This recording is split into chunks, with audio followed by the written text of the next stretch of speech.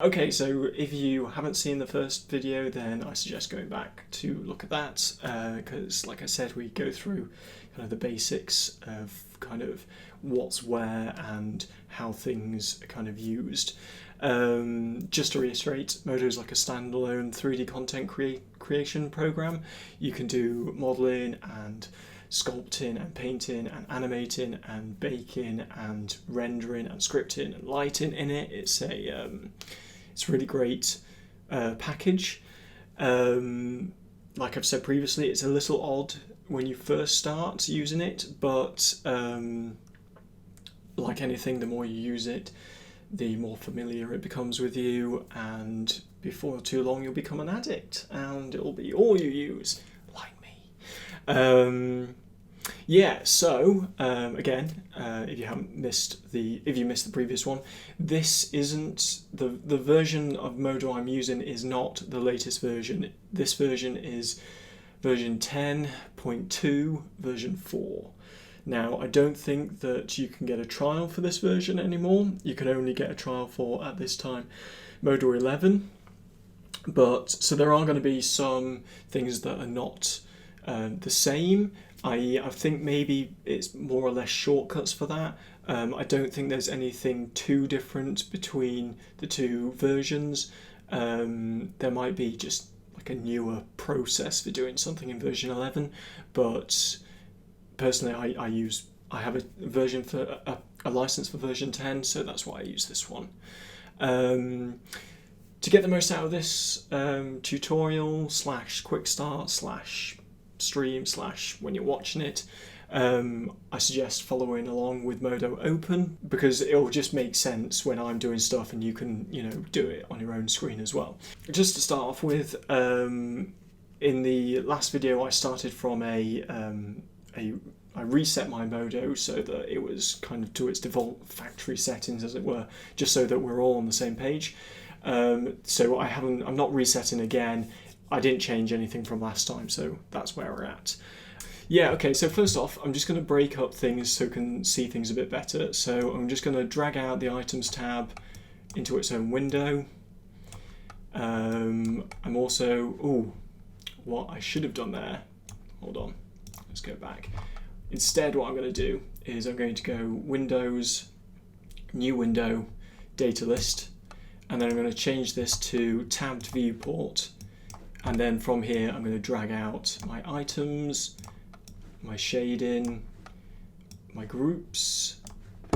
I don't care about images, so we can drag that off and close it. And mesh ops I don't care about. And this window we can delete. So we have our properties, channels list, and I'm just going to drag my groups back over like so. Okay, so we've got properties, and we've got let's close this one. Okay, so we have our scene view and our shader tree separate, and hopefully this will give you a better look at what we're doing. Said iTunes probably. Okay, so I'm going to get a couple of meshes in, new mesh layers, just N on the keyboard. Just so that we've got something to play with, and I'm not going to do anything fancy. All I'm going to do, duplicate array, and I just want a couple of cubes just off in the distance like so that we've got something to work with, like this. Okay. And this is just mainly for examples and the such.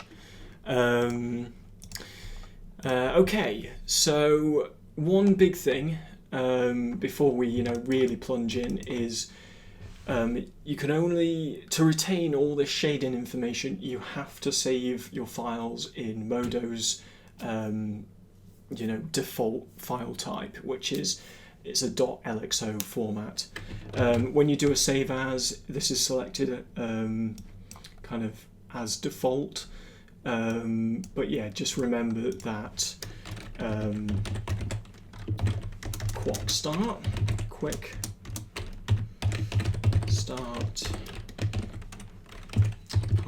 2, version 1.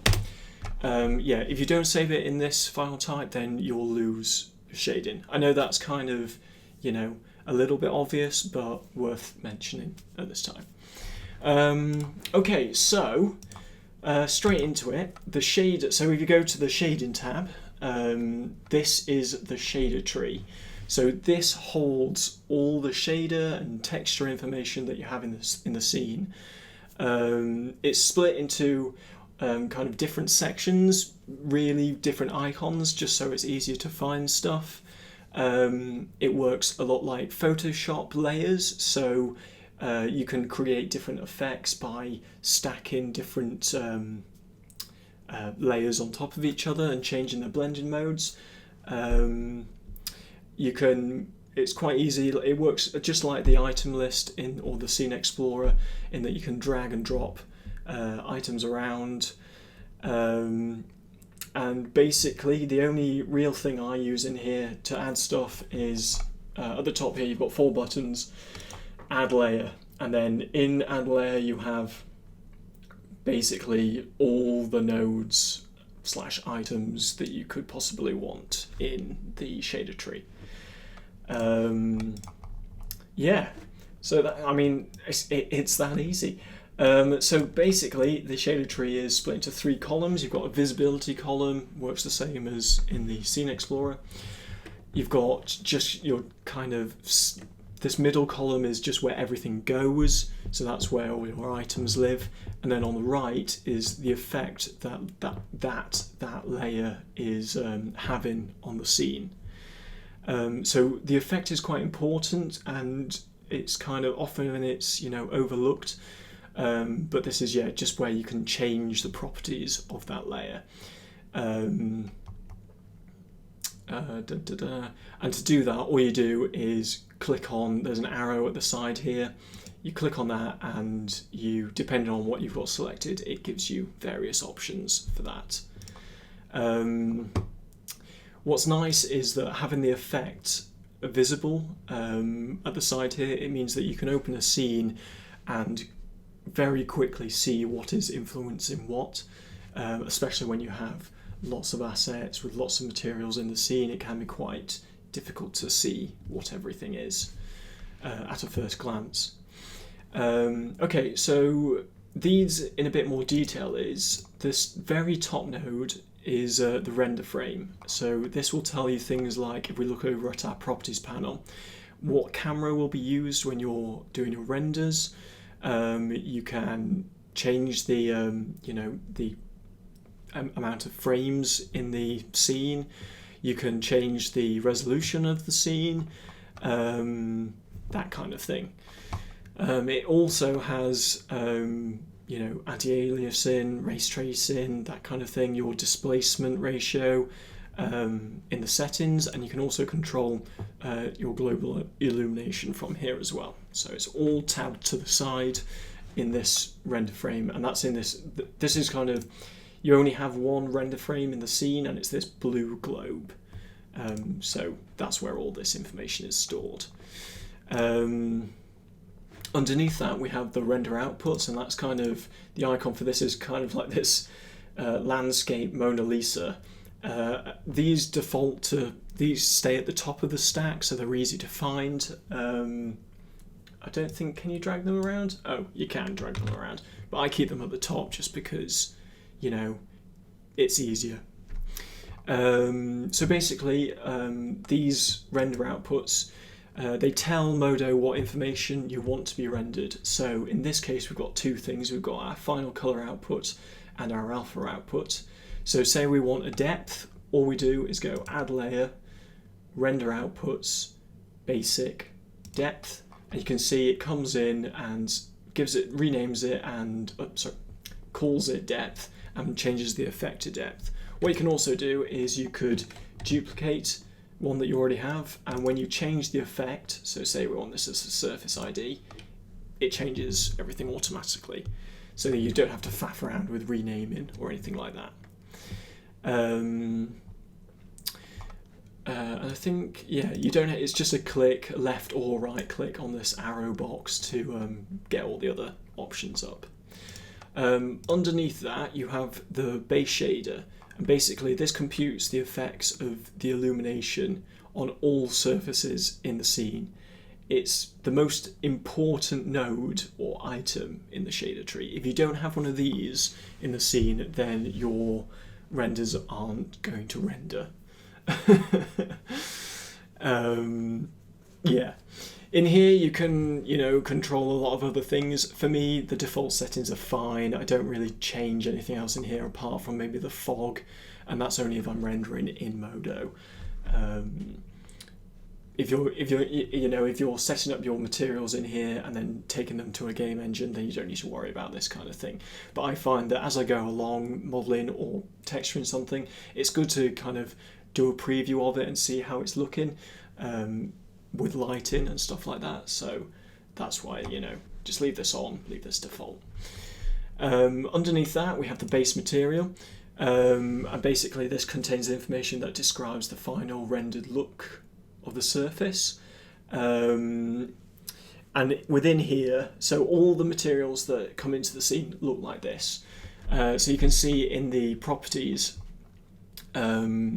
you've got kind of your diffuse, specular, roughness, bump, displacement, that kind of thing. All that information is in material ref. You've got another tab here, material trans, which has transparency, subsurface, luminosity, but we'll go through them in a little bit. Underneath all that, you've got your lights. So a nice little drop down that every time you add a light, it just sticks it in here again for ease of use. Each light has its own material, and in here, you've got a couple of settings that you can change to change the properties of the light. And the light itself just has the general light information that you would have found if you just clicked on it in the item tree. Underneath that, you've got another little handy, I suppose, grouping thing for environments. Again, each environment you create will generate its own environment material, and you can drag in or import images and put them in the environment, and then you'll have kind of image-based lighting where whatever you're rendering is being influenced by the image you put into this environment. You can have, like I said, multiple environment items, so maybe you've got one environment that's got a sky in it, and that is visible to the camera, but then you've got an IBL in another environment, and that's not visible to the camera, but is visible to everything else. So you can kind of really customize it a bit more for what you're trying to achieve. Okay, so that was a very fast, or granted, breakdown of this. We're now going to kind of go into a bit more detail, but before that I'm just going to talk about the actual rendering. So in Modo it has a really, really good preview renderer, and we access that by pressing F8. Okay, so when you press F8, this preview window comes up. So it starts pause, that's fine. So to unpause it, you just click the play button or click on pause, it doesn't really matter, and it renders. So there's only one camera in the scene, and where it says render camera, you can click on it. If there's only one camera, it will default to that. But obviously, if you have more than one camera, you can switch them from this render camera button. And then the controls are much like they are in the viewport. Alt to navigate and left click, Alt and left click to rotate, Alt and Shift to pan and left click, and Alt Control left click to zoom in and out. You can also zoom on the scroll wheel to zoom in and out. As you can see, we're just moving the camera around, and you can see the frame, just blurring slightly and then rendering again, which is great. It's super fast. Super fast. So even when you're just modeling and you want to check the silhouette of something, I really recommend just pressing F8, seeing what it looks like in this rendered form, and then cracking on again. So at the bottom of this image, you can see I've got it highlighted here. This is the progress bar for the item being rendered. So it will gradually, as I move the camera, you can see it kind of increasing. And that's just kind of when your scene's a bit more complicated, it's taking a bit more time to render, you can kind of visually see how far along it is in the render to being completed, which is quite nice. The best feature of this is, so I'm just going to add a layer in to better illustrate my point. So let me just get, I don't know, whatever, go boy, okay, something like that, that's fine. Let's go subsurface displacement and put this to, actually, to new material, put this to, increase this to, Christ, I don't know, a meter, what does that give us? Okay, yeah, so this better illustrates my next point. So all I've done here is I've just added a default Modo texture thing, and then I've just changed it to displacement, and I've increased the displacement value on this material. Because these haven't got any material sets assigned to them, it just goes across everything globally. What's quite nice though about this, what's quite nice about the preview renderer is whatever your mouse cursor is over, it'll render that first. So it's really good when you're making material changes and you just want to see its effect in a little area of the scene.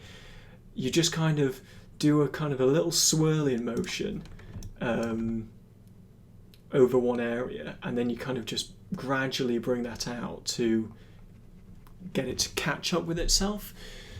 It's a bit bizarre, but it's so handy because when you're, when you are doing something complicated, you don't want to have to render the entire scene to just see one tiny little bit. In fact, let's see if we can just up this a bit more. Just add in a few more. Let's just make it a bit more complicated, like so. Okay, so we've got quite a lot of information going on. You can see every time I move the camera, the preview browser is kind of getting a bit blurry and stuff, but then if we just move our mouse over, you can see much clearer where it's rendering and where it hasn't quite rendered yet. And it's just it's kind of quite a simple thing, but when you're using it in production, it's so helpful. It's actually kind of therapeutic as well when you do it. It's like you're uncovering one of those scratch cards and just not winning any money. Yeah, so that's the preview renderer.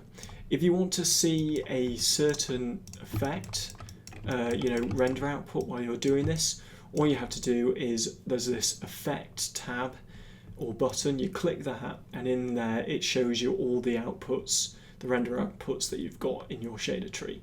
So maybe I want alpha only, it renders the alpha only. If I want the surface ID only, it only does that. Depth, it only does depth, and final color, it does the final color. If you want to go back to everything included, then just go back to the shading, and that's really all there is to it. To pause the renderer, you just click the pause button at the top in the middle, and then in the options you've got kind of all these settings that you can tick on and off, to narrow down what specifically you'll want to look at. Personally, I never touch this. Yeah, so that's the preview renderer. But if you want to do a full-blown render, then you have to press F9, or you go render at the top. So we're just going to do that now. I'm going to press F9, and here it is. You can see when you've got global illumination on, it will do this pre-pass, 4 levels of it, and then when the buckets are on like now, this is where it's actually rendering. So here we are, render, render, render. So right now, as you can see, it's just, we've got a texture that's just displacing the geometry. Okay, so basically, this will, so the render takes on the settings that we looked at in the this render. What is it? The render, what's it called? Render frame. So this is what camera it's looking at and the frame size that's reflected here. All the stats of the render are on, as you can see, statistics on this right-hand column. So you can get into the nitty-gritty of what's kind of going on in the render, how you can make it faster, that kind of thing, which is, you know, quite handy. Across the top, you can choose, so there's this output drop down, again similar to the preview renderer. We can select a different output that we had specified in our shader tree, and it gives you a nice little thumbnail as well, so you can quickly see if everything's rendered correctly or not. But yeah, you can just drop this in and switch back. Super handy, super easy. You can zoom in with the scroll wheel, or you can, there's this zoom option to the right of that toolbar, which you can go back down by increments. And as you use the scroll wheel, this updates as well. And then you just click and drag to pan the image, so you can zoom in and pan right around, that kind of thing. Across the bottom, this has all our previous renders. So, for example, I haven't actually got an example because I don't need to do an example. You can see our previous renders here, so you can see I was doing a bit of testing last night for this stream, so just to check that I was doing the right information and that kind of thing. So one interesting thing about this is, so we've done a render like this, that's great. What if we want to just, for argument's sake, tone down this displacement and see what it looks like? So let's change that setting, so from 1 meter to 500 millimeters, and then let's press F9 again, and this is going to render. And this is just so I've got two different images to show you.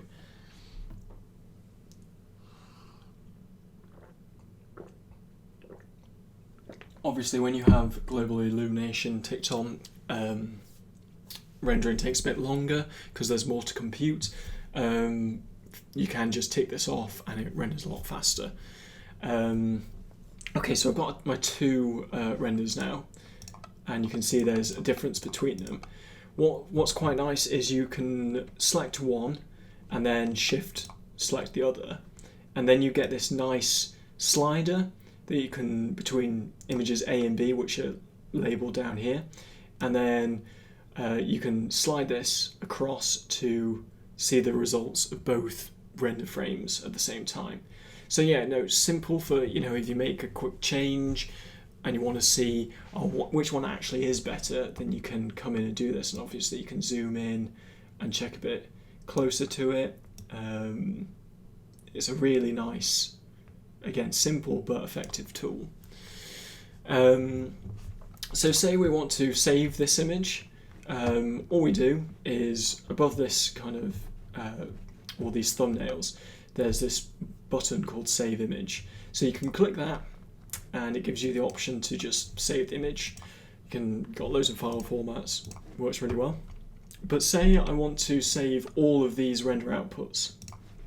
So all you do is click and hold and go Save Layered Image. It defaults to a PSD, so when you save this and you open it in Photoshop, all your render outputs will be on different layers, so that's super handy.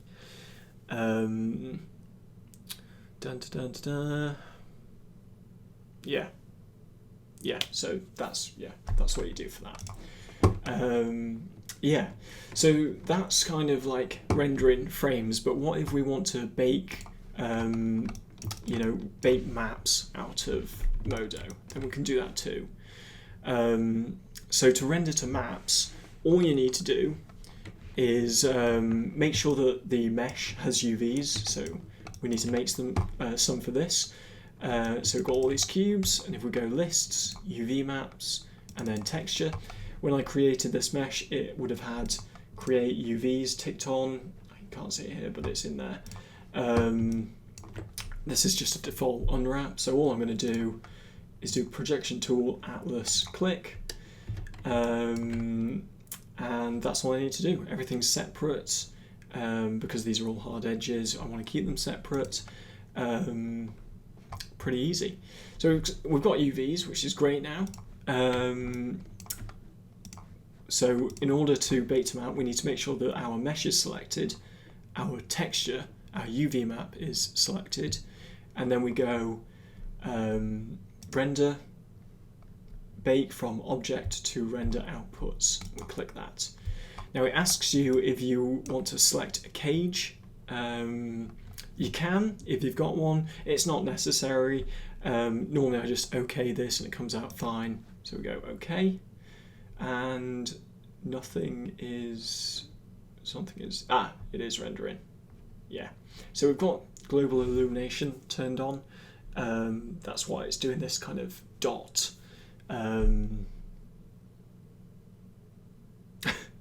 It's actually going quite slowly, although this is the last pass now.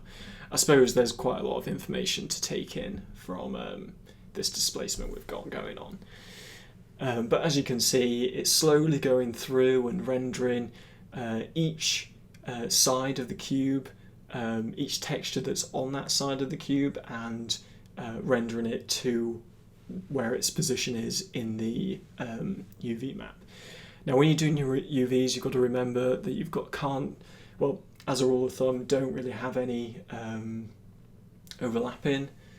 This is going to take ages actually, so I might just abort this. Yes. Okay, exit that, and I'm just going to change the shading from displacement to diffuse color, and we're going to render that to this again, and it will be a lot faster because it's diffuse. So you might be saying, well, why is it coming out white when it was blatantly striped? And it's because we're on the depth output. If we go back to final color output, you can see all the variation now. Yeah, so no overlapping, and make sure your UVs are within this 0 to 1 space, which is, from the 0 here to the 1 up here. Once you've got your renders out like this, you've got your maps, all you do is just save it in the same manner, save image or save layered image, depending on what you want to do. So I use this method quite a lot, just because I can kind of do a quick pass on materials or shading or that kind of thing in Modo, bake it all out, get it into something like Substance Designer, and then just carry on. It's super handy. Okay, so we're now in a position where we can, kind of explore a bit more into the ins and outs of this kind of stuff. So I'm just going to delete those two nodes that we created for those demos. And we're going to start fresh. So first off, in order to get a material onto the surface of these, we need to assign material groups to them. This is essentially like a texture set that you'd see in Substance Painter. It's just a selection that has a certain material, or a selection that tells the shader tree, I only want this material displaying on this set. So all we do is we select what we want to include in this material set, and we press M, and then this brings up this polygon set material dialog box, and we just give it whatever name we want. So for me, I'm just going to call this one red, and press OK. So nothing's really happened, and that's because it's just set the default values to the material. Let's just do another one while we're here, and we'll, just to mix things up a bit, and we'll call this one blue. Again, same thing happens. And then last but not least, let's just get another one and call this yellow. So we have, as you can see, 3 different material sets or material groups. So you can tell the difference between a material group and a material because of this. The icons are different, albeit only very slightly. So a material group has got this green and red icon, and a material is just this green sphere with it's kind of got a checkerboard on it. So yeah, it's very, you'll know as you click on the properties between the two which one the material is, but it's good to, you know, have an awareness of the difference, and you can see it from like a global level. So in order for these to render correctly, they have to be between the material groups have to be between the base shader and the base material.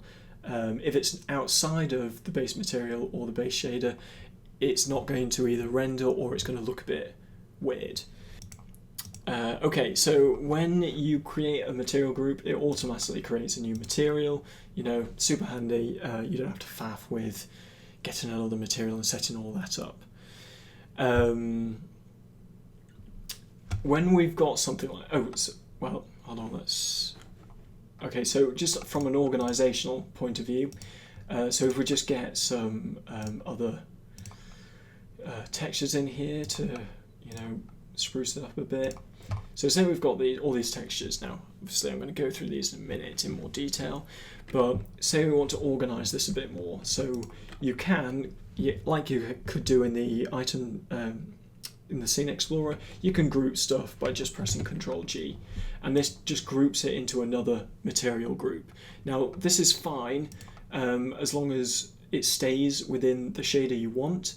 If you move, you can drag this into another shader and it will then display in that one. So you won't be getting these folder icons, but just essentially another material group. Yeah, and then as long as it stays within the shading, the group that's on the root of the shader tree, then it will display in there. For now, we're just going to delete that because we don't need it. Again, you can rename stuff as always, just, you know, doing that kind of click, wait, double click, and renaming it.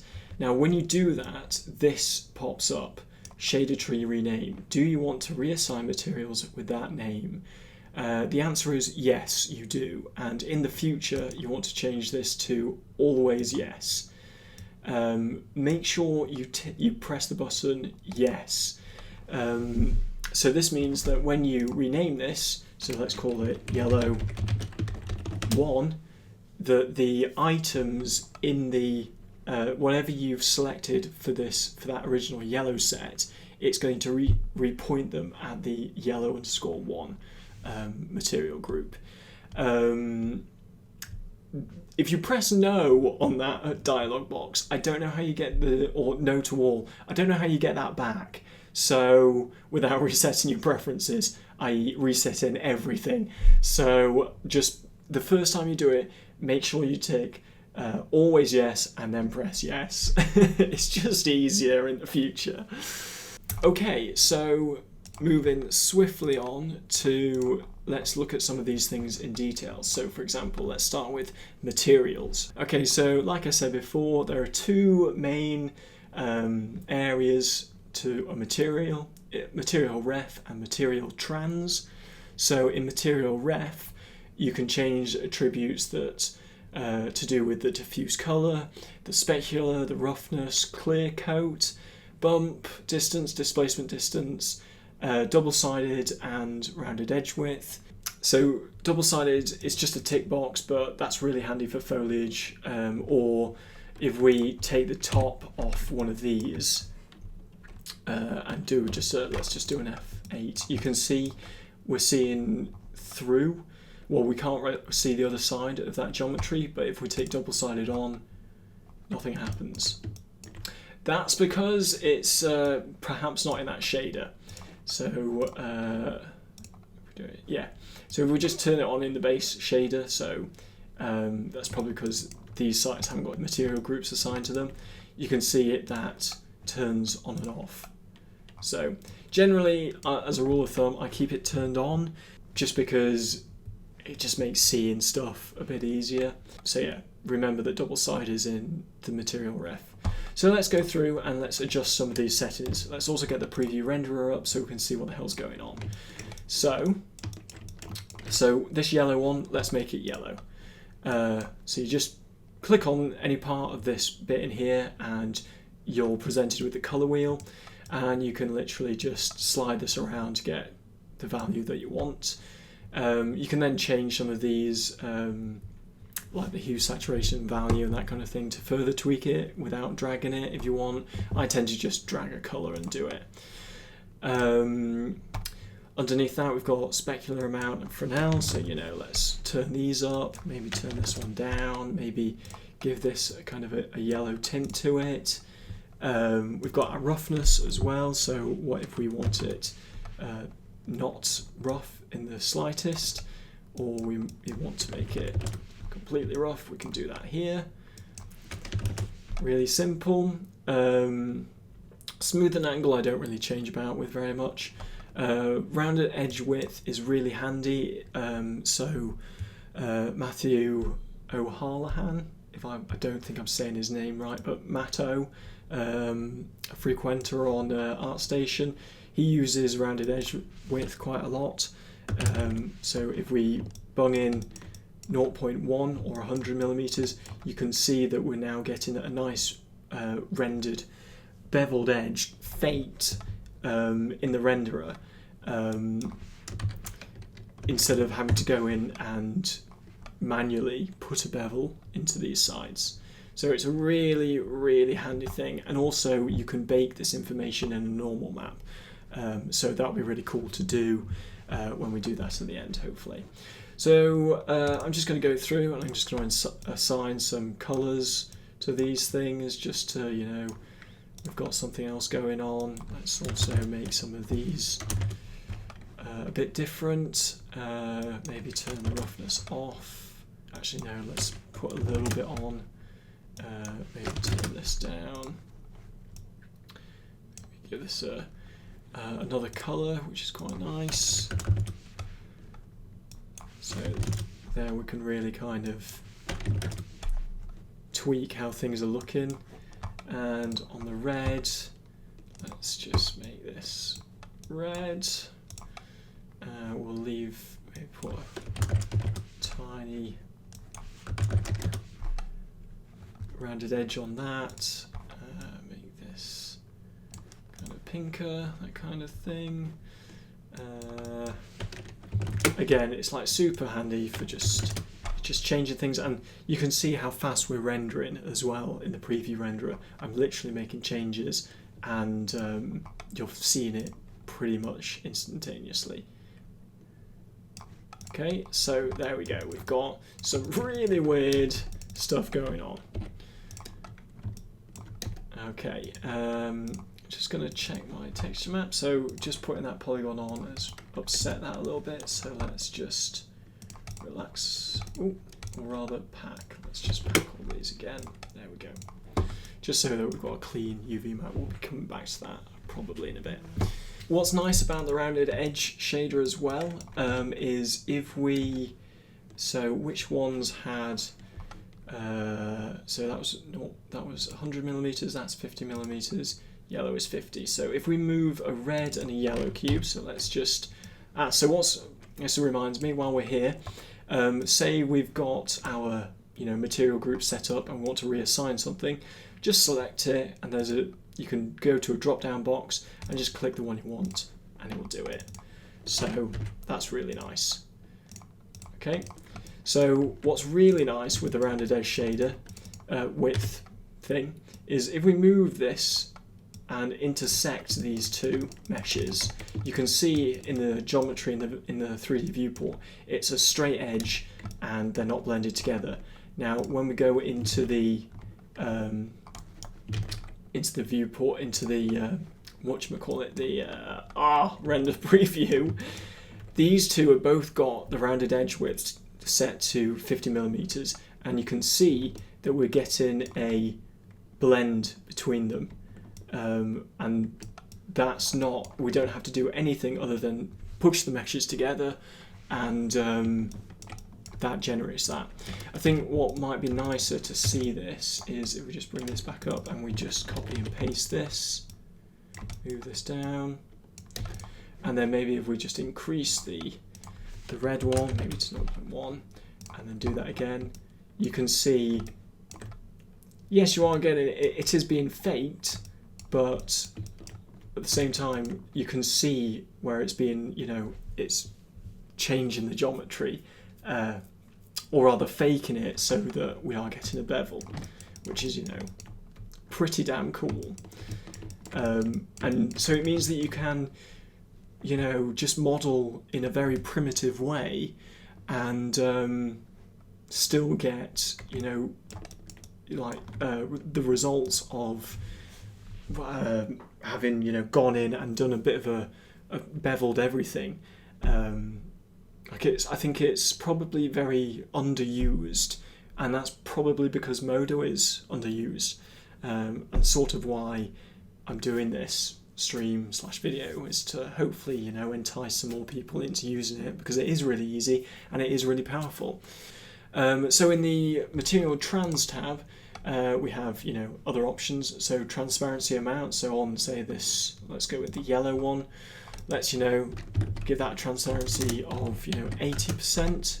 Well, actually, no, let's make it 60. You can see in the viewport, we're getting an update of that as well. So you can see we can now see these red meshes through the yellow. And if we turn on our preview renderer, you can now see the, the underside of the material. And we can also give this a colour as well if we want to, further mix it up, which is quite interesting. In our blue one, let's, well, I haven't really used subsurface amount in quite a while, but you can see you can, oh, no, we're going to have to do it. Actually, I haven't used subsurface in a very long time, so let's not use it. But you can Google that on how to set that up correctly. But what's another good one is luminosity, intensity. You make that 1, we make that blue, and you can see, let's make it 0.5. We just, add in a bit of brightness. Well, let's really zap it. Makes it white if you go above 1, but just a bit of luminosity in there. So yeah, it's within 2 tabs, everything is at your disposal. And because of the preview renderer, it makes it very, very fast to tweak things, look at them, tweak things, look at them. For me, I do love this, this setup. I know things, especially, game engines, but I know Maya's moving into, well, it is a node-based system. That's fine, and I think when you're, say, in a game engine like Unreal, having stuff in nodes is super handy and super useful. But I think for when you're just setting up textures, setting up materials in Modo, the way they've done it here is, great. Okay, so those are, materials 101, as it were. Let's talk about textures. So to get a texture in, all you do is go Add Layer, you go down to Image Map, and you choose Load Image. Obviously there's loads of images, but we're just going to click on our trusty bear picture. You can if you double click on this, the icon for it, which is the sphere Mona Lisa, if you double click on that, it opens a viewer, and can I just scale this? There we go. And there we go, we've got our nice friendly grizzly bear, which is, he's super handy. He just wants warm cuddles, that's all he wants. Okay, and as you can see, it's dropped it into this blue, blue material group. So, let's just, I'm just going to move this into the red one, just because we've got luminosity and transparency going on in the others now. All you do is drag and drop it, goes into the red one, like so. While we're in here, I'm just going to take these down so that we can see that bear image a bit more. And actually, I'm just going to add the bear image, or add these polygons to that shader set, just so that we've got some more, squares with them on. And if we go to update our preview renderer, there you can see that the bare image is coming through. Okay, you can also, if you've got a Windows Explorer open, you can drag and drop into the scene as well, so that it works that way as well. Okay, so when we've got our image selected, our properties changes to, again, you've got two tabs that control the image, texture layers and texture locator. So texture layers, this is where you can change the blending mode, the opacity of the image, you can change how it's being projected, and then just some other stuff that you can do on top of it, like inverting it and that kind of thing. Yeah, so the blending modes are similar to Modo, Photoshop. So like I said before, you could have you could change the blending mode on a couple of images and have them stacked in the correct way, like you would in Photoshop, to achieve whatever result you wanted. Okay, so texture layers, that's pretty self-explanatory. Texture locator, this is where it gets kind of a bit more complicated. So if you're using UVs, that's great. You can do projection type, UV map, and generally if the mesh has a UV set already, it will automatically go to that UV set, or the bottom one, texture. So if you have multiple UV maps, then be sure to choose the one that you want it to display on in this UV map drop-down box. You can do things like increase the wrap. Oh, 22, don't want to do that. So you can make it smaller, you can make it larger, up to you. You can do that from in there, that's really easy. You can set it to mirror or repeat. You can change the rotation. You can also, in here, specify how you, if you don't have a UV map, how you want it projected across the mesh. If you have, so I've got my little hint for this is no UV map, no problem. Yeah, you can just project it across the mesh. So all you do is change the projection type from UV map to something else. Front projection, don't know what that does. Let's do cubic. There you go, cubic, and now we've got lots of little bears across the surface, which is excellent. And then to change these, all you do is, manipulate these settings here. So maybe we want them at 5 meters, maybe we want the rotation at 90 degrees, maybe we want the size to be 5 meters, that kind of thing. In fact, let's just put that back to 0 and let's maybe put this at 0.5. So we've got lots of little bears.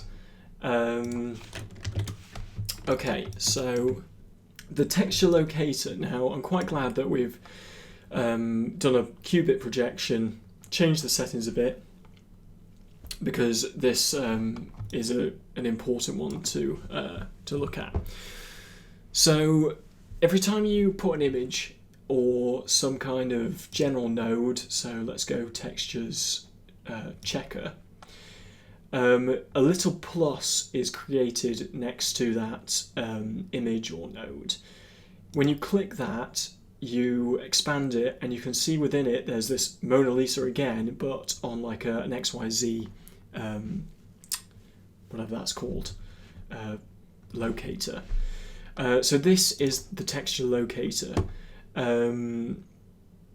Now these are automatically generated in the scene, and basically when the texture locator is what the image or the node looks at to determine where it is in space and how it is projected and used on the mesh. So this big white wireframe cube we've got in the viewport now, that's the texture locator for that bare image. If you click on it, it has just the texture locator settings, and if we change the scale now to 2 meters, you can see that that box gets smaller to reflect these properties. Going back to 1 meter, it's now the size of one of these cubes, which is what we want. Now it's important that you don't delete texture locators. Once you delete them, you can undo them to get them back, but if you've gone past the the all the undos you can, then you've got to just reapply the image. Now I'm just going to put this back up to 2 meters so you can see it. Now in the viewport settings, you can turn off in invisibility show texture locators. So for me, I always have this turned off in all of my viewports, because I find them, you don't need to have them displayed, texture locators in the viewport, and if you do, you might accidentally select it, delete it, move it, and that's going to change the image and how it's displayed on the surface. So you're not deleting them, you're just hiding them. Yeah, as long as you're aware of what the texture locator does, you'll never have to have it viewable or visible rather, because you could just change everything in here. And because whenever you select the image or the node, you're given both tabs, texture locator and texture layers, you can still change the whatever you want here, and it's going to update in the texture locator. You don't actually need to have it selected. So projecting materials and images like this in just projection types, or solid is normally one that most people use. This is how you can get away with texturing in Modo, but without using UVs. So the way Torfrick does a lot of his material work. It's really good, it's really handy, and then you use different nodes, which we're about to go into, to help influence that kind of thing as well.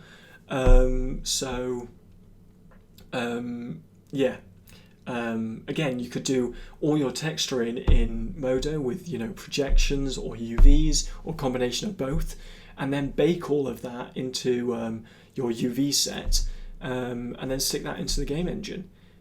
So whatever you find easiest, just given the option to do the texturing and material work in Modo, and then still being able to bake it out onto a UV map, it's a godsend. Essentially, you're cutting out a program like Quickstart or Substance Painter, but it's whatever your preferred method is. If you're rendering in Modo, then you don't need to bake anything down. You just have to, create a nice render. So it's up to you, how you do things. Okay, so we're now going to move on to handy nodes. So these are nodes that I find useful in the shader tree. So first off is the gradient node. So if I add layer, and then in here we type gradient, select gradient, and we get it. So I find the gradients really good for creating subtle differences between meshes, especially when you're using replicators and that kind of thing, which again we will get into later on.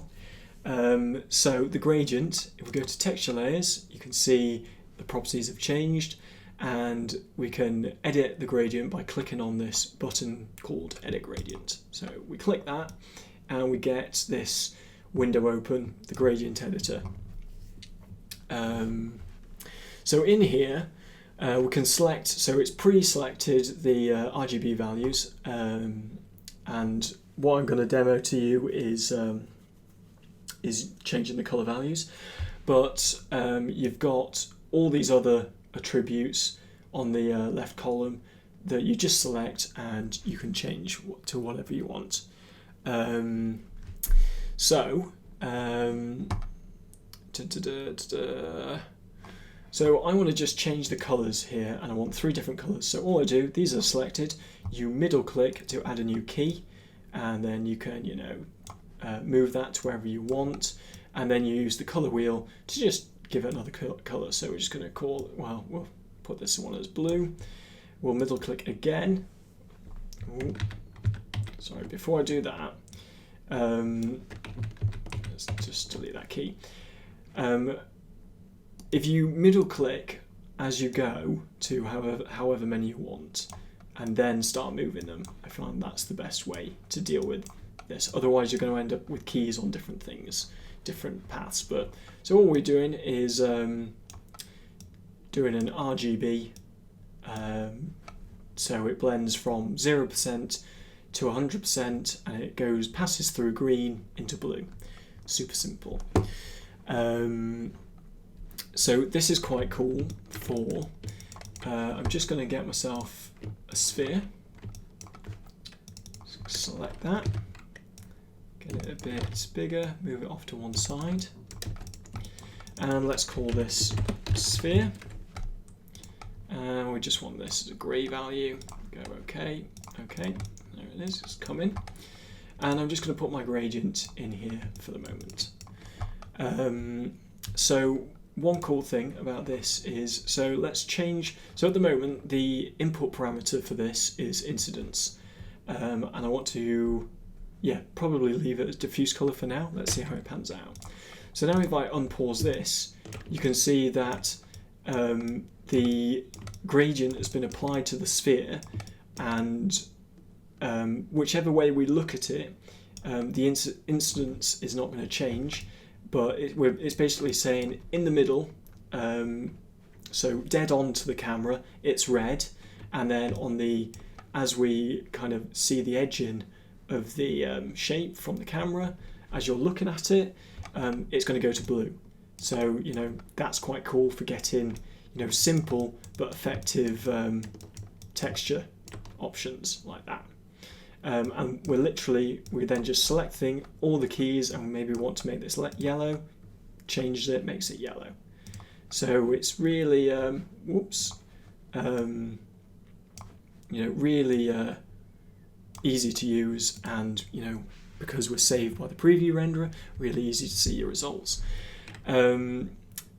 What I also do is so on these cubes, for example, exit that, and let me just get some new cubes, copy and paste these, and move them off, and let's put these in the same material group as the sphere, and then let's get the preview renderer again and have a look. So you can see that incidence angle working again, depending on how you look at it from the camera, what angle you're looking at it from the camera, the surfaces are changing to whatever color we specified. There's a occlusion node, so if we go into our red shader and go processing occlusion, okay, so looks like it's updated already. You can see we're not getting the bear image anymore, so if we unhide that, hide that, bear's there. With the occlusion, he's not there. So again, our properties have been updated. You've got different types of occlusion. Uniform says what it is on the thing. You've got downslope, you've got up, you've got concavity for going into gaps. For example, you can see in this bit down here, we're getting some concavity when we're in this, where these two meshes meet. Convexity is on the edges, like so. So, and then you can have both at the same time if you want, whatever you want. Occlusion distance, let's just whack this up so you get stronger occlusion. Let's just get that quite high, so something like that, because I'm going to use this in another example. Yeah, it just generates occlusion, but it generates it in a node as opposed to in a render output, which again you can get. We're just going to come back to this occlusion in a moment. Another handy node is the process node, and this is it's like the same kind of node in every other program, an HSV node where you can change the colors. So if we turn the occlusion off, pump up the saturation, maybe pump up the value a little bit, and then we look at that in the render, you can see we're changing our image depending on these values. So super handy for making like quick changes, that kind of thing. Modo comes with lots of procedural nodes as standard, and you can access them by going Add Layer, Enhance Modo Textures, and you've got all of these. Now these are great, but it's because they're only in this form, where this menu form, we can't really see what they look like. So for version 10, you can go Google Modo Textures, and it comes up with a list of thumbnails that show you what each one means. Now I couldn't find this in the Modo 11 help, so I don't know if they've got rid of it, or if this is even a thing still, but worth mentioning at this point. Basically, if we just go back into here, this is just a thumbnail gallery of what each of those procedural things represent. So as you can see, there's a lot of different varying effects that you can have on each, that each one does. Super handy for, if you don't want to spend time generating images, you can just use the procedurals to get a base, bake them down, render them out, and then start from there. Super handy. So I thought it was worth just talking about Modo textures, just because they're pretty good in a first instance, in my opinion. Okay, so I'm going to just go quickly back to our occlusion, because I'm going to use this as a demonstration for something else that you can do. So you can also mask nodes and images with other nodes and images in the shader tree. And all you do to do that is you drag one node onto another. So in this example, I'm going to drag the occlusion node onto the bare image. And there we go. So if we click on the plus item now, so the plus icon, not item, on that image, you can see that yes, we've got a texture locator in here, that's fine, but we've also got this occlusion node as well. And as you drop it in, it automatically changes it to the effect to be layer mask. And if we go into the preview render now, you can see that that occlusion is, so the white of the occlusion is letting the image through, and where it's black, it's not letting that image through. So the reason why it's red is because our material is red, so it's letting that information through. So it's blocking out the edges and exposing the material underneath. If we want the edges to be exposed and the bit in the middle not, you just click on invert at the top and we get the inverse. So again, super easy to use and quite effective. You can also use, if you have a lot of nodes, you can group them and use a node as a global group mask. So for example, if we just duplicate both of these nodes and then I group them, so I've got this new group, and if I duplicate this occlusion node and drop it into the group, nothing happens. Now that's because it knows that you might not necessarily want to automatically have it so that it groups that, masks that group. So all you do is you click on Effect, and then I think, where is it? Shader Control, Group Mask, and then the same thing happens again. So if you want to have lots of things grouped together, and maybe you want several. Some of those things have got item layer masks in them themselves, but then you want to mask the entire group. That's the way to do it. Just going to turn that off for the moment, and we've still got that on. And obviously, even if you've got a layer mask on, you can still turn this off. It's still independent, so you've got that control as well. Okay, so after that, we've got quite a cool material called Cell Edges material, and when you excuse me, you can see this is represented by just a ring, an outline circle. When you click on that, you can go to texture layers, and you're presented with these options: edge width, change the size of the edge, change the color of the edge, that kind of thing. So now if we go and unpause this, you can see that all our red shaders have got this cell edge applied to them. So now I think the width edge is dependent on where the camera is, I think, or it used to be, might not be. Let's just turn this up high.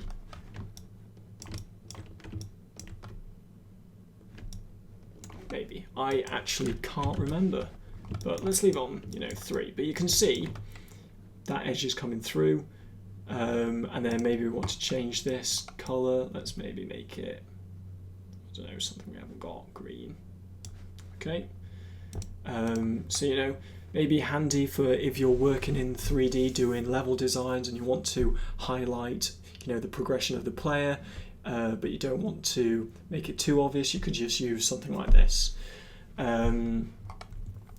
This is so I quite like this just because it outlines the mesh quite well. It follows the wires. What else is cool is if we just pause this and add some.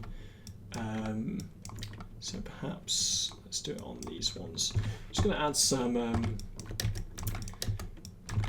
geometry to these, just to to help with this example.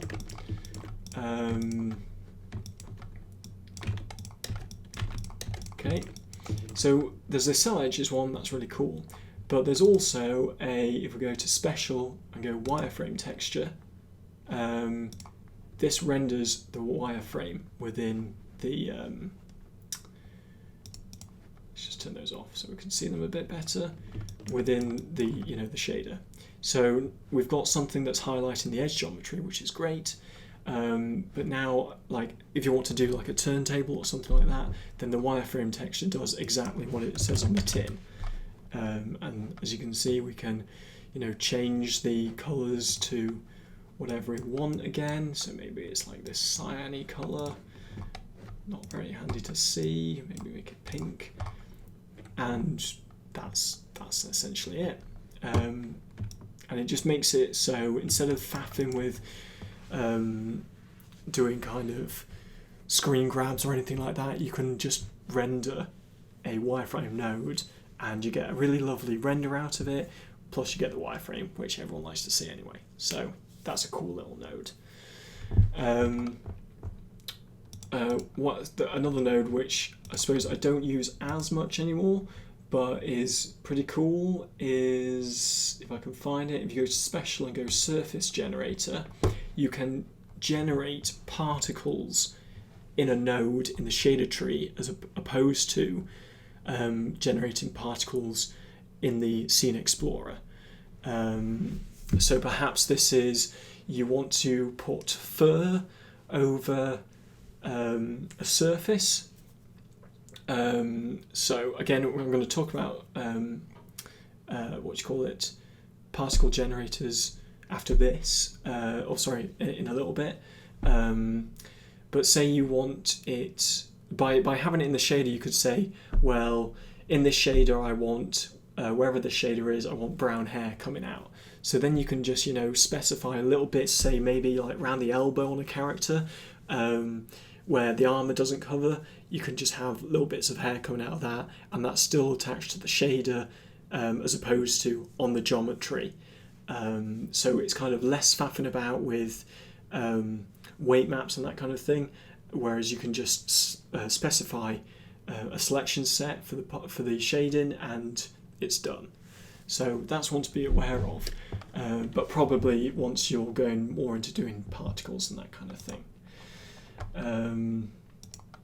Let's just turn this back on, so that's all nice and peachy.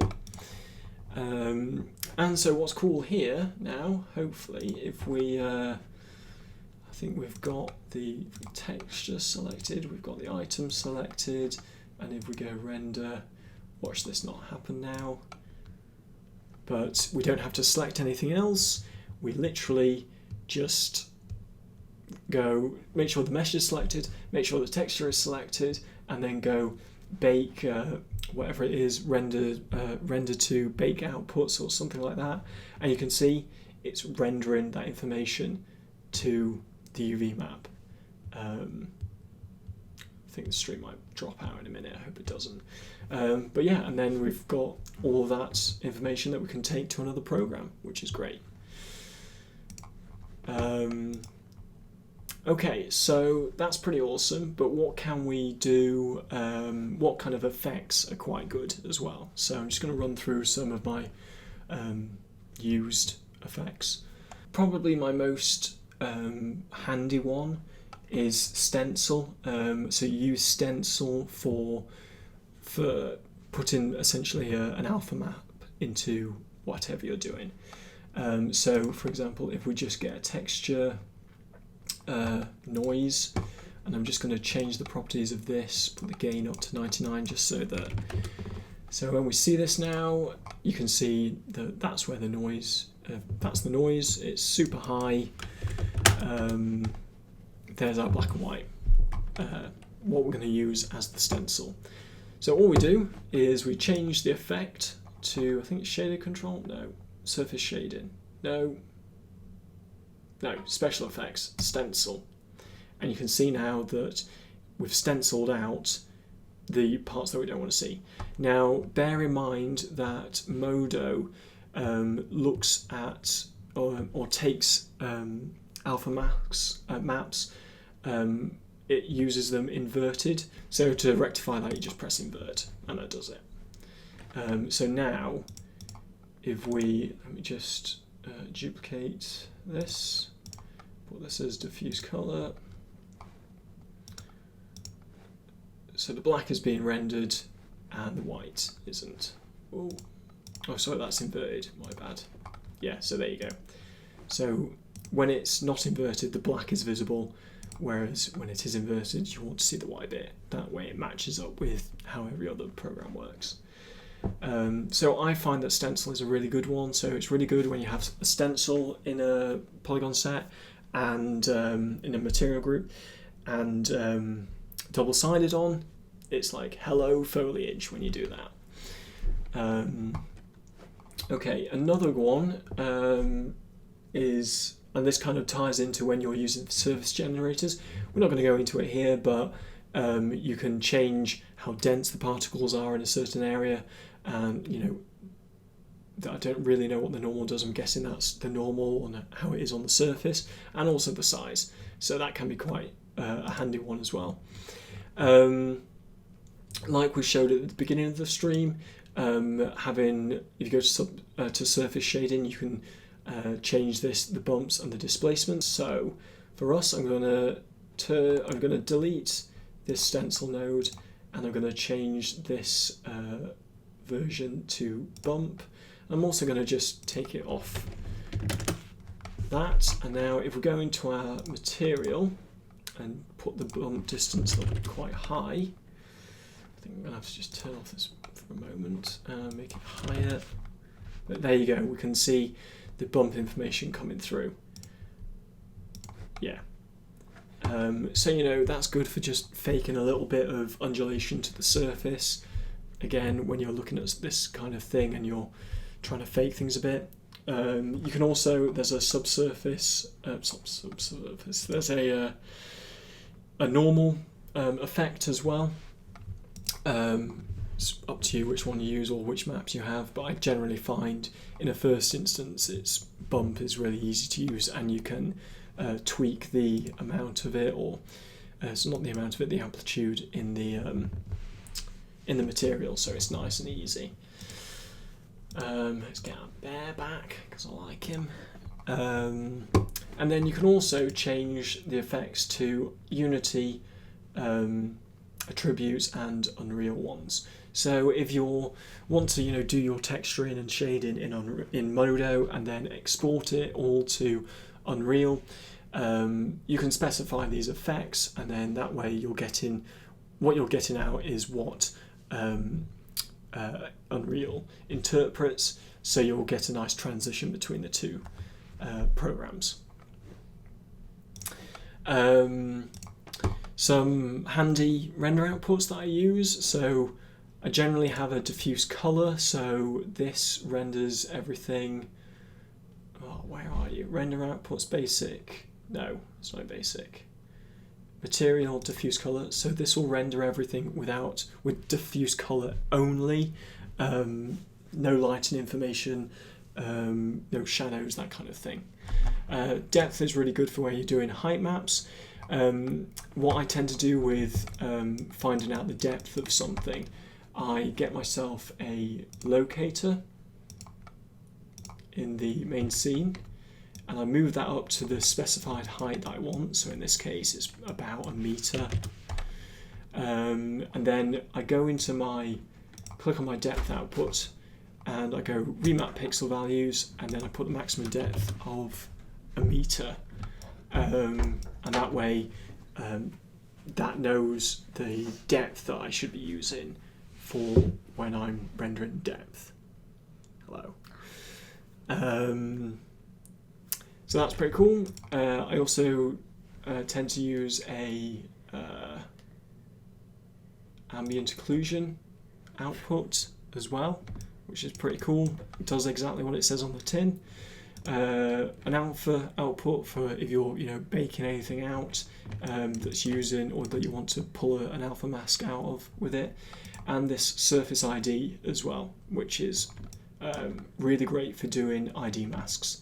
So what we can do is, if we do a render now, an F9 render. Okay, so in here, so like I said, the depth hasn't worked, and that's because I forgot we're not remapping it in this such. We're just using it to compute. So I don't know if it will give me what I want in terms of depth. Let's put some fog on. 10. Maybe turn that down.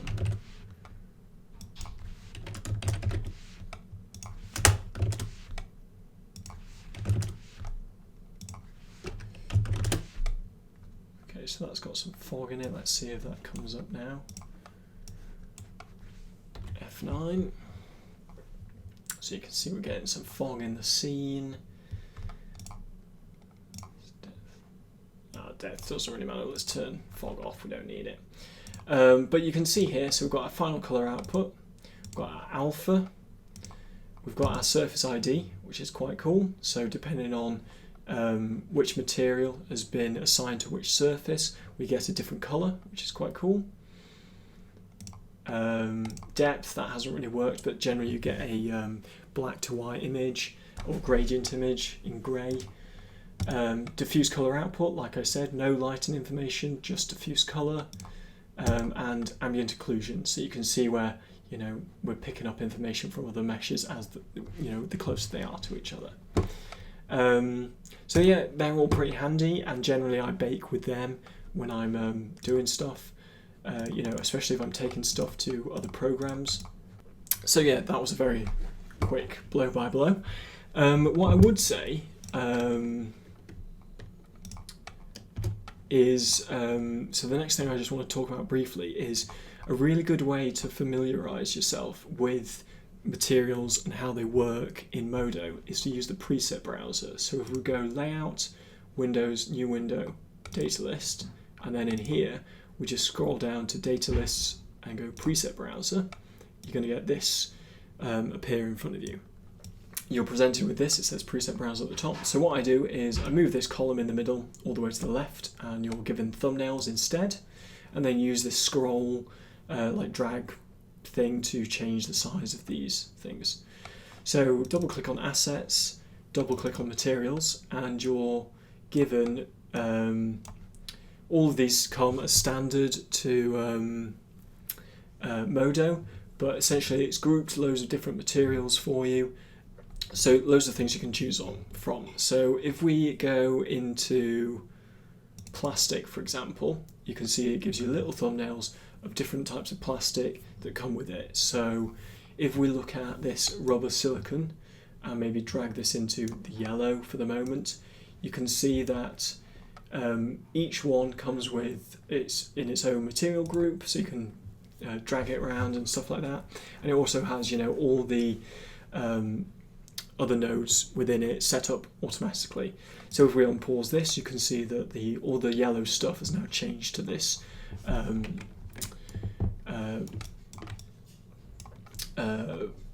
new shader information. And it's pretty cool because straight away you can see how you might go about setting up a shader in Modo. When you click on the material, it's got loads of predefined values within it, so you can kind of go, right, well, that's affecting that, that's affecting that. You can come into these and go, right, well, there's a noise affecting the roughness, there's a noise affecting the bump, that kind of thing. And it's a really great way of just getting a bit more familiar with what you're working on. So you just drag and drop from the shader tree, or you double click it to get it into the material and drag and drop it from there.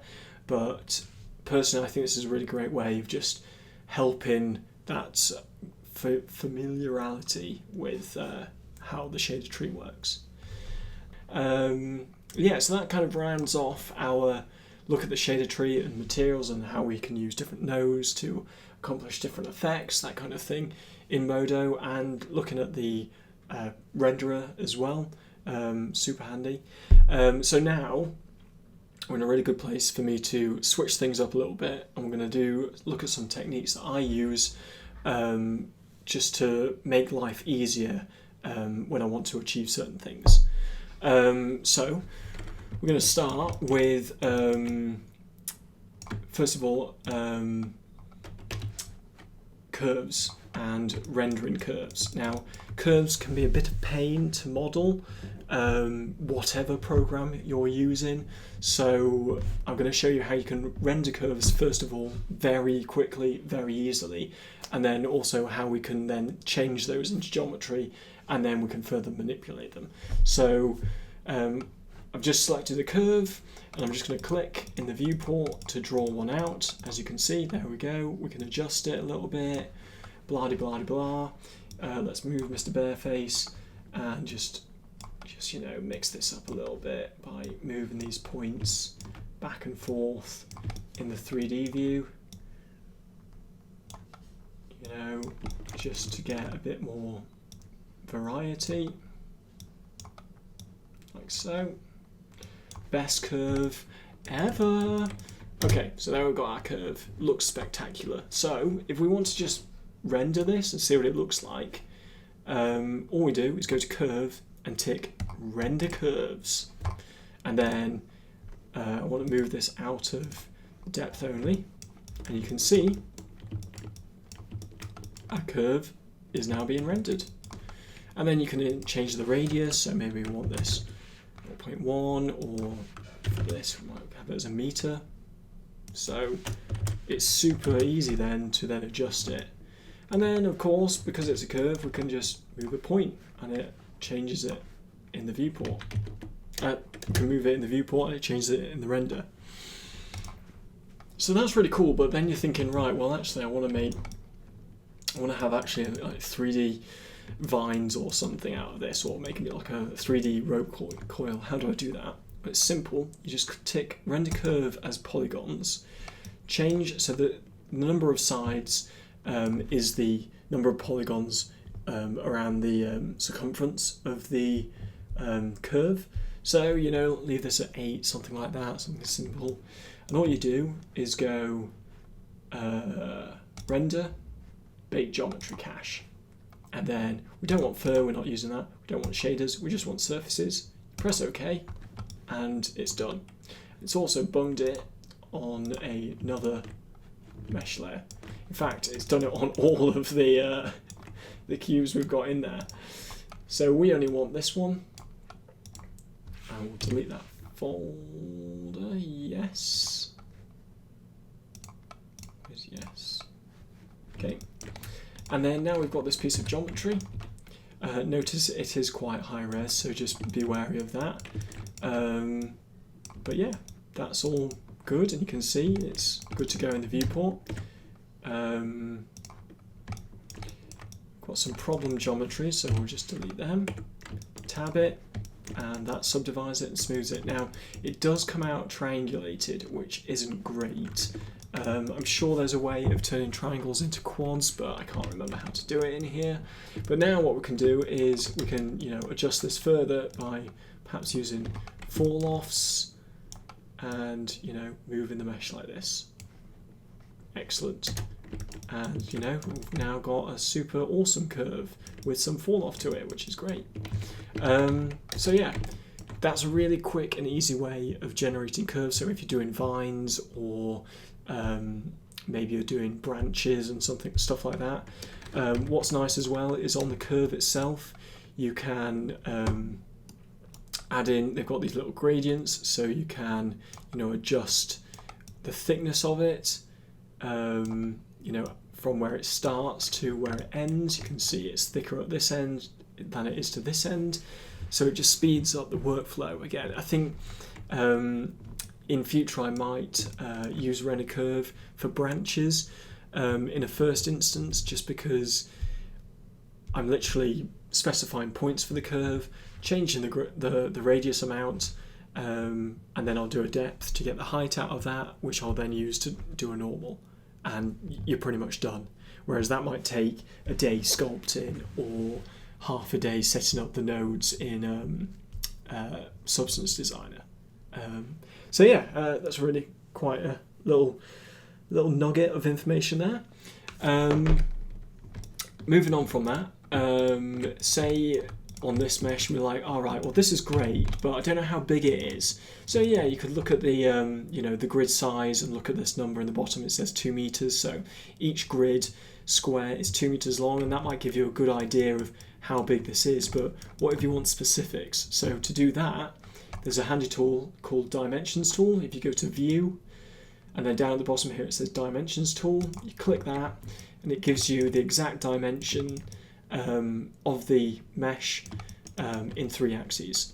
So it's really handy to see, to judge the scale, on its own, but also if you're, say, trying to match realistic human scale, it's handy for that as well. And also this scale, I'm just going to save the scene, adjusts as you, scale or manipulate the mesh. So again, really quite like a tool that probably you don't use as much, but super handy for certain things.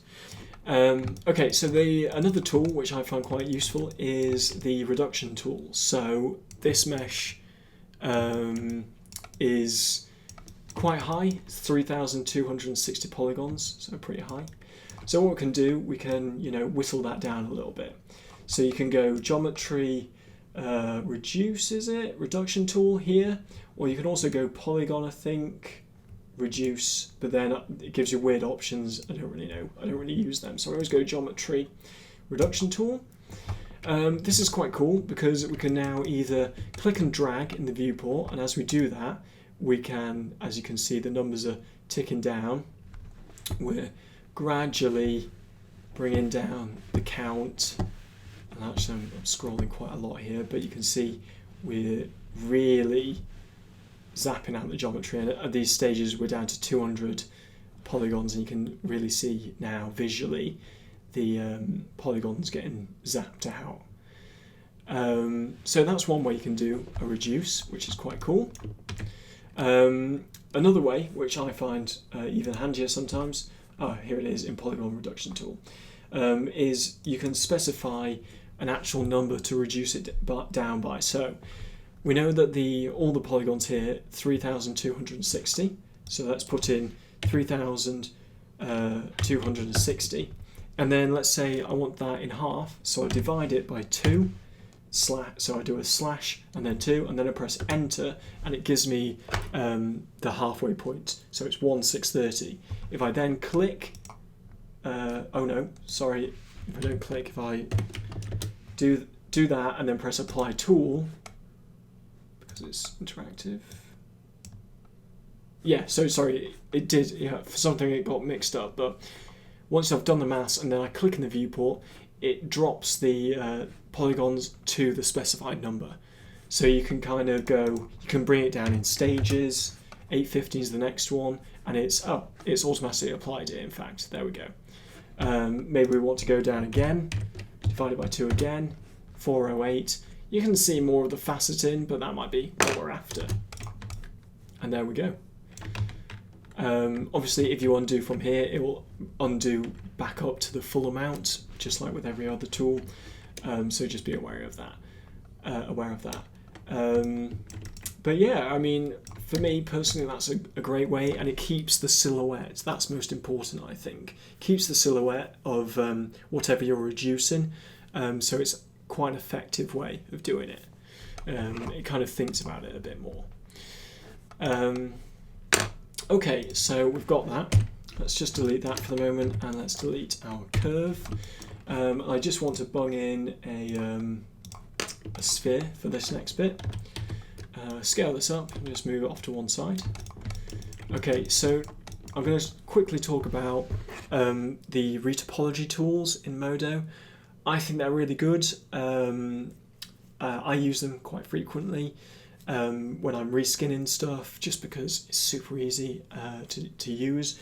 A lot of people I've heard use, ZBrush. They've got Retopology tools in there, and in 3D Coat. I've got no experience using 3D Coat, so I don't really know. But for me, they're good in here, so I don't need to go anywhere else. Personally, I really like, whenever I do retopology stuff in Modo, I will change the topology tab, their layout. I think it works really well. It's not completely necessary, but it's just a nice little, everything's here that I could possibly need. Okay, so first off, when you want to retopology something, so for me, go to the topology layout, create a new empty mesh layer, and make sure that the mesh that you want to retopologize onto is visible and that everything else is not visible. Now this is important because whatever is visible in the background, so not on the current mesh layer, will affect where the new topology is being created. Now, this isn't a massive problem, but if you've got something on the other side of the mesh, or so for example for us, we've got these cubes over here, and we're retopologizing on the front of the sphere here. Some of the verts might snap to the position of these cubes over here, which is going to give us really weird results when we come to finish retopologizing. So I always start with the pen tool, just up here, and I just specify a polygon. So I just create 4 points, and that's a polygon. While I remember, I'm just going to turn off my cubes here, and I'm just going to turn off texture locators as well, just for easier use. Now when you use the pen, wherever you click on this mesh, it's going to put those vertices on the surface, and you can see as we look quite closely, you can see where they are on the surface, which is quite cool. From here, all you really need is the topology pen. So this allows you to select polygons, edges, and vertices without having to press the space bar or use the shortcut buttons or anything like that. It's a great little tool, and as you move whatever your selection is, it sticks to the mesh underneath, the background mesh. So to draw a new polygon from this initial one, all you do is hold down Shift and drag out, and you just keep dragging out, and that gives you new polygons. And as you can see, each new one is staying in tune with the surface below it, so we don't have to worry about, is it in the wrong place, or is it not attached to the mesh, or anything like that.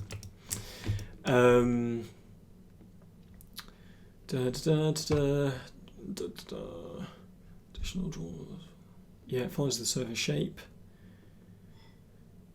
Like I said, yeah, you can use this. Once things are drawn, you can still manipulate them. They'll stay, you know, attached to the main polygon island if it's one in the middle, but essentially you still have control over where these verts are with just the topology pen and not changing anything. Now there's some options to the pen. On the left here, in the tool properties, you've got edge loop, edge slice, that kind of thing. So edge loop is quite cool. If you take that on and then hold shift and draw out again, it draws out the entire edge loop. So, you know, that's quite handy for covering a lot of ground quite quickly. If you select stuff with edge loop turned on, it selects the entire edge and moves that. Polygons and verts are unaffected, but edges all come together. Edge slice, slide, sorry. Yeah, so this works the same as just a normal, the actual edge slide tool. Slides the edge, you know, in position with, I suppose, the polygon. Now it stays to the surface. To be honest, I don't really know why you'd have that, because you can just slide it. I suppose the edge slide works if you want to retain the distance. Yeah, the distance, you know, so the distance vertically is unaffected by the edge slide. As you click and drag it, with that turned off, you can move the edge in any direction. So that might be quite handy to some people. Another cool one. So those are the only real options I used personally in the topology pen. There's this thing called Topology Sketch, which might be quite useful. It basically starts like as you click, you then draw out, you know, a curve if you want, and the geometry just matches. Oh, let's do that again. Just, you know, matches the surface as you would expect, like so. So, you know, that might be quite good as a start, getting the edge flow down a certain area.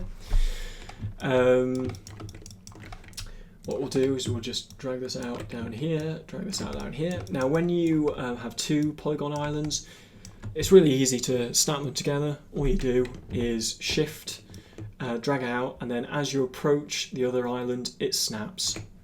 And then it automatically merges those verts.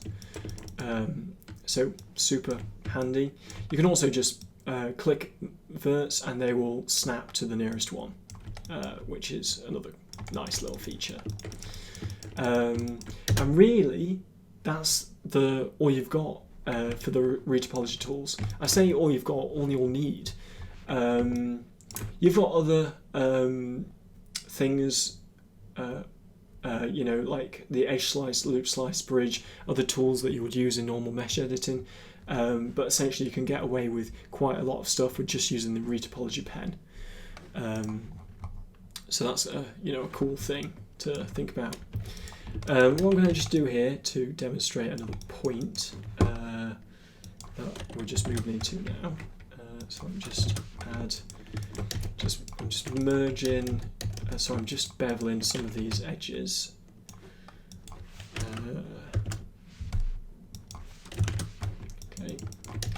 Okay, so we've got some bevels going on. We've got some engons now appearing. Now, Modo handles engons, and by an engon I mean put in a digit for n, and it's polygon. So polygons with more than 4 vertices. Handles them really, really well. Like it hardly throws up any errors, and if it does, it can either handle it, you know, when you're subdividing with tab, with the subdivision preview, or when you're rendering, it's got no problem with engons. Engons can be a problem when you're exporting meshes and using them in other programs, because they will interpret engons in different ways. Something to be aware of. But there's an easy way of finding engons in a mesh. So in our properties, scene properties box to the right here, we've got a tab called lists. So in here, this is where our UV maps are stored. All our other map information is stored in here as well. If you go down to the bottom, we've got this, in the bottom box, it's called statistics. and this is what we're going to be looking at to find these n-gons. So all we do is you press the arrow next to polygons, and then in here you've got all the information for polygons.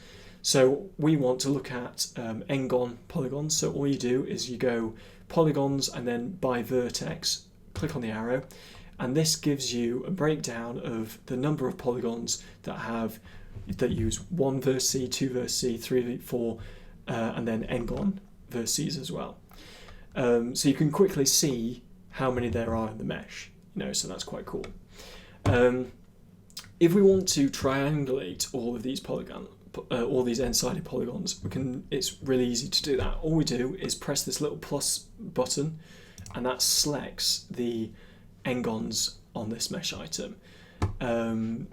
To deselect these, we can always drag in the viewport and that deselects them, or you just press this minus button and that deselects them. You can also select different things at the same time. So let's just Shift-T these and Shift-T these. So now you can see that we've got 6 polygons which have got 3 vertices, and we've got 3 polygons that are n-gons. So maybe we want to select both the 3 vertice ones and the n-gons. You can just plus on both without pressing Shift or anything like that, and it adds them to the same selection. And then you can always minus some of those away as well, which is great. So in order to just triangulate these, same as what we did in the first video, you just press Shift-T and that adds triangles to, or forces triangles into those polygons. If they're not, pointing the way that you want, then select the edge and press V to spin the edges into the direction you want. Super easy, super quick, super useful. So that's quite cool. Okay, so I'm now going to move on to just talk briefly about sculpting, painting, and Vertex Map Tools in Modo. Again, I don't really use Modo for sculpting or painting, just because other programs like ZBrush are better at it. They're designed to be good at sculpting, that kind of thing. Yes, the tools are available in Modo, but they're not the greatest tools. Yeah, I just want to talk about them quickly because they're very good at, if you want to put a little bit of make meshes feel a bit more unique by knocking them in a little bit, you can do that with the Sculpt tools and do it quite effectively as well. So let's sculpt onto this sphere. I'm going to go to the paint layout to do this, just because, again, I think it's really easy. It's much easier in this layout to access the tools and stuff. I'm going to turn off Show Texture Locators because I don't need it, and we've got our mesh as a default shading view as well.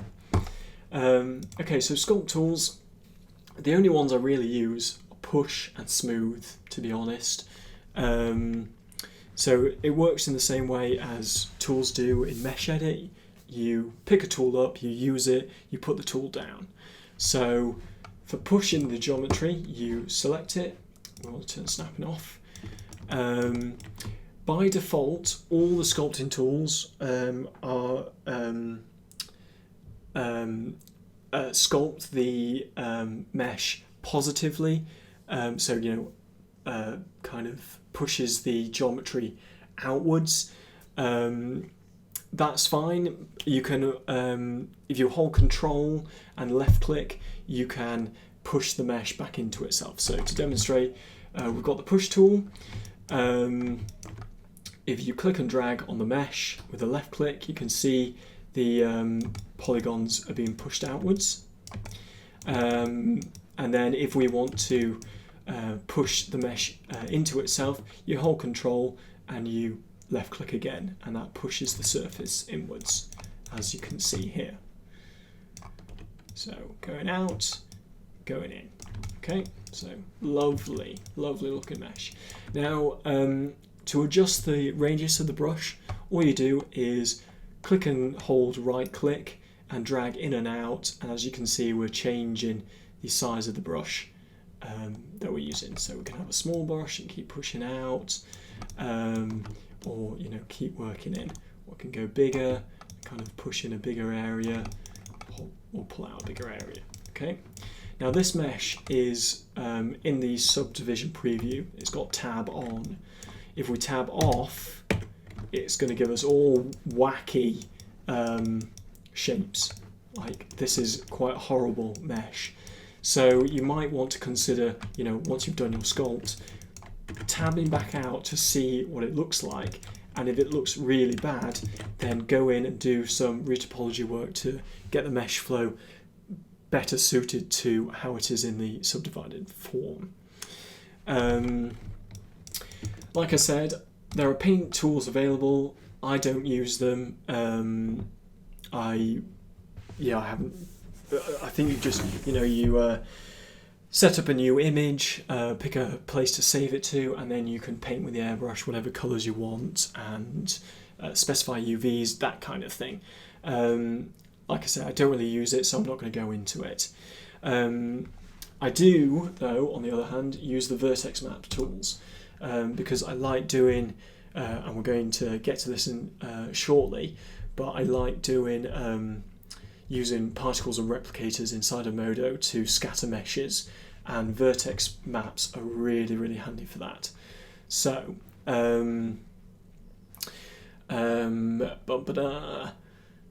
so to create a new weight map, vertex map, that is a weight map, which weight maps I then use to put into, to influence particle generators. First of all, we need a new one. So if you go into the lists and go weight maps and go new map, it will default to weight map. So we want to call this, I don't know, particle weight map. Okay, click OK, and there it is. And you can see the type is weight. So we're not seeing anything changing right now on this mesh, and that's because we can't see what the weight map is actually doing.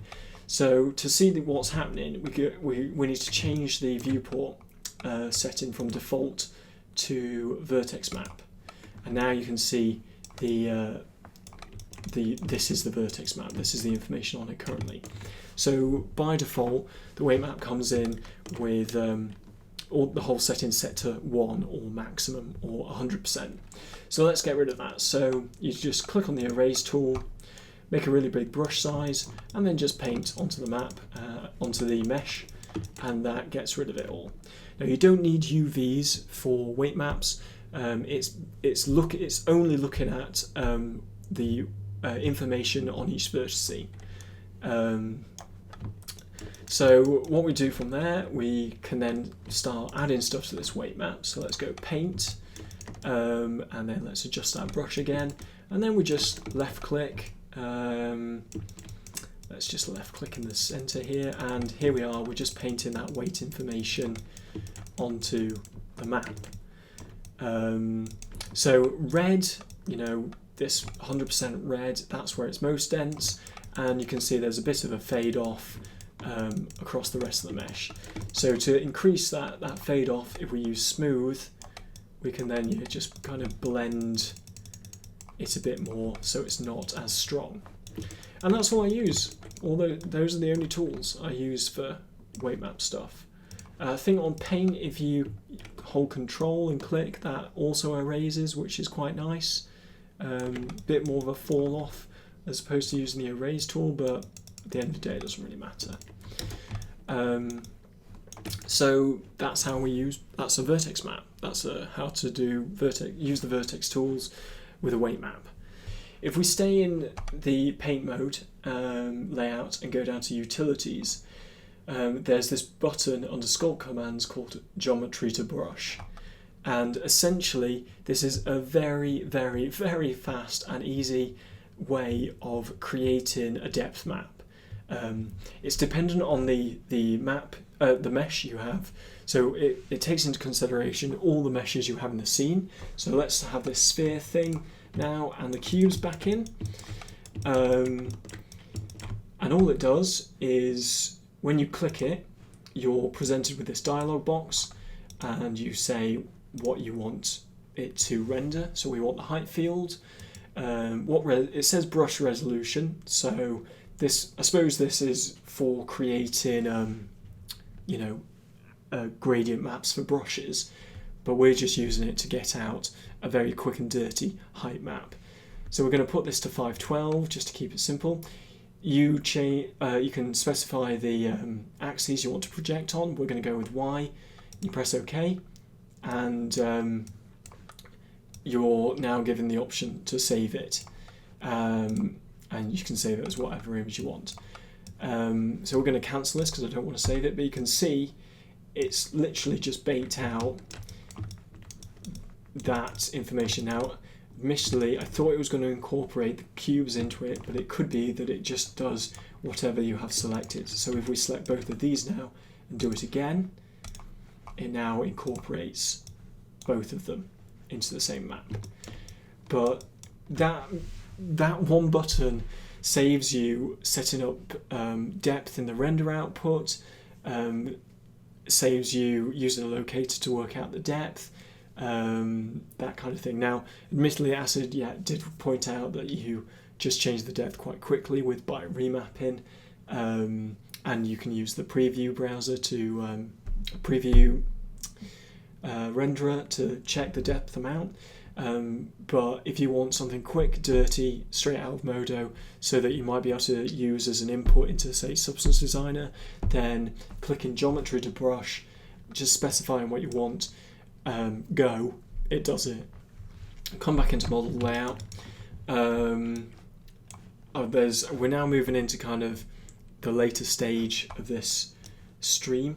We don't need our bear, it's still hanging around. Okay, so one tool that I picked up the other day, which I haven't really used, but I'm going to use, forever from after this, is the Shatter Tool, or the ability to shatter a mesh. So this is super cool if you've done your asset, it looks all great, you're really happy with the modelling, you've done the UV and that kind of thing, but maybe you want to do a damaged version of it. Well, you could, go into ZBrush, knock it in a bit.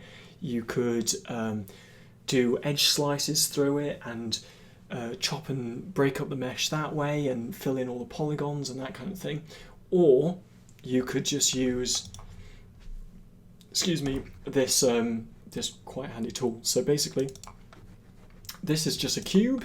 It's not particularly complicated. It doesn't need to be for this example. All we're doing is go in Geometry, Mesh Shatter, and then it gives you different ones that you can use. I'm going to go with Uniform to start, and then it gives you this dialog box. So number of pieces you want to shatter into, so I'm just going to keep it quite low for this, just because it's easier. I'm going to put 5.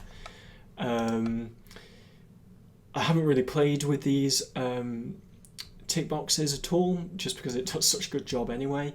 So I've done number of pieces 5, okay, and there we go. It's literally cut into the geometry, and we then use our just double clicking to select pieces and pulling them out, and as you can see, it's shattered through the inside, everything matches as it should. It split it into 5 pieces, and you could reassemble this. I'm just going to do it with undo, and it fits, as it should in its default form, but with volume, which is fantastic. So if you're ever doing anything that requires you to have segments missing or anything like that, then this is a great tool.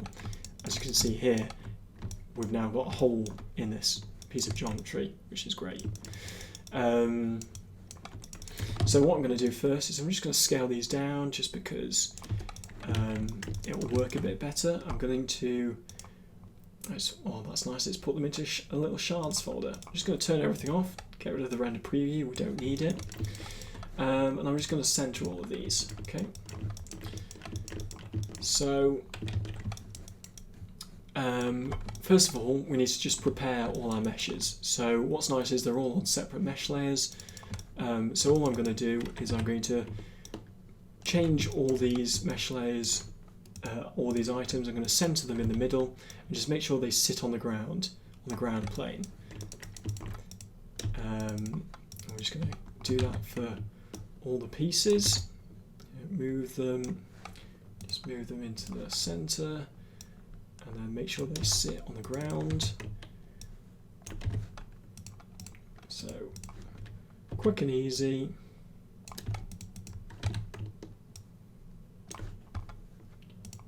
Center all, move to the top, and last one. Okay, so these are all at 0, 0, 0, and all the flat bits are now on the ground. So we've got all our assets like this, and it'll look great. It's good to UV them at this stage, but you don't have to, it's not the end of the world. What we also need to do is specify a ground plane. So all I do is get a default cube, delete the size that I don't want, and then I just bring this out, make it bigger. Okay, and then I'm just going to subdivide this. It's not necessary, not completely necessary, but I like to do it anyway. It also means that we can add we can come in and just sculpt this a little bit, just to again give it a bit more variety. Okay, so we've got that, and we've got our meshes. That's great. What we need to do now is we need to group all of these meshes, and what I mean is I don't mean group them like they are now in the Scene Explorer. I mean group them in a way that the Replicator can use to scatter the meshes out along the surface. So all we do is we select the meshes we want, we go groups, and then we go new group, and then we call this something logical. So I normally put whatever the asset is called _GRP, GRP group. And that's that, and if you click on the plus, you can see we've got the meshes that we wanted in here. Go back to our properties just because it's easier. Now, in order to get the some particles across here, we could either assign the ground plane to a new material set and do a surface generator in there, or what I like to do is just add an item. So if we go add item, particles, point clouds, surface particle generator, and it comes up in the Scene Explorer as this icon with like a circle with dots in it. So this is quite cool. When you click on it, the properties change, and all we need to do is specify a source surface. So in this case, I need to actually name this just so it's easier to find. Ground 1. So we go back to our surface particle generator, and we click that ground 1, and you can see in all our viewports we're now getting lots of different particles across the surface of this mesh. Now if your particles, let's see if I can just force this, if I make this really big. Okay, so if your particles are restricted to one corner, it's because you've reached the particle ceiling. So to increase that, just whack another 0 on the particle ceiling, and there we go. Now we've got enough particles that cover the whole surface. So I'm just going to turn that off again, and I'm going to scale this back down. Oh, wrong way. It's helpful to turn off particles when you're doing mesh edits, because it's trying to adapt the particles on the fly, which isn't necessarily great. Okay, so we've come back in and we've reset this all, and that's looking all peachy. So say in this first instance we want to only have the particles affect the middle. So we can then just go back into the paint and we can create a new, first of all let me just turn this particle generator off so it's easier to work with. Select the ground, new map, weight, we'll just call it that, Vertex Map Tools, erase, and erase all that information. What we can do is we can specify certain meshes, vertices to use. Now what I'm going to do is I'm just going to add another subdivision in here so we get a nicer fall off. So I'm going to just select these, go to paint and just paint, and you can see it's just painted on what we have selected, which is what we want. Okay. I'm now just going to smooth out these a little bit just so we get a bit of variance again, and there we go, that's our weight map done. Come back into model. Now the vertex, if we go back to vertex map in here, you can see it. We're going to leave it on default, and if we come back into our surface particle generator, and we can see our particles again. So let's get that weight map to influence the density, and we can do that by clicking density vmap none, changing this to weight. And as you can see, in fact, let's zoom out so you can see it. So when it was on none, the particles covered the whole surface. When we select the weight, it's only in that bit that we specified. Okay, so that's the setup so far. In the particle generator, you can change the average spacing. So right now it's set to 100 millimeters, which isn't exactly big.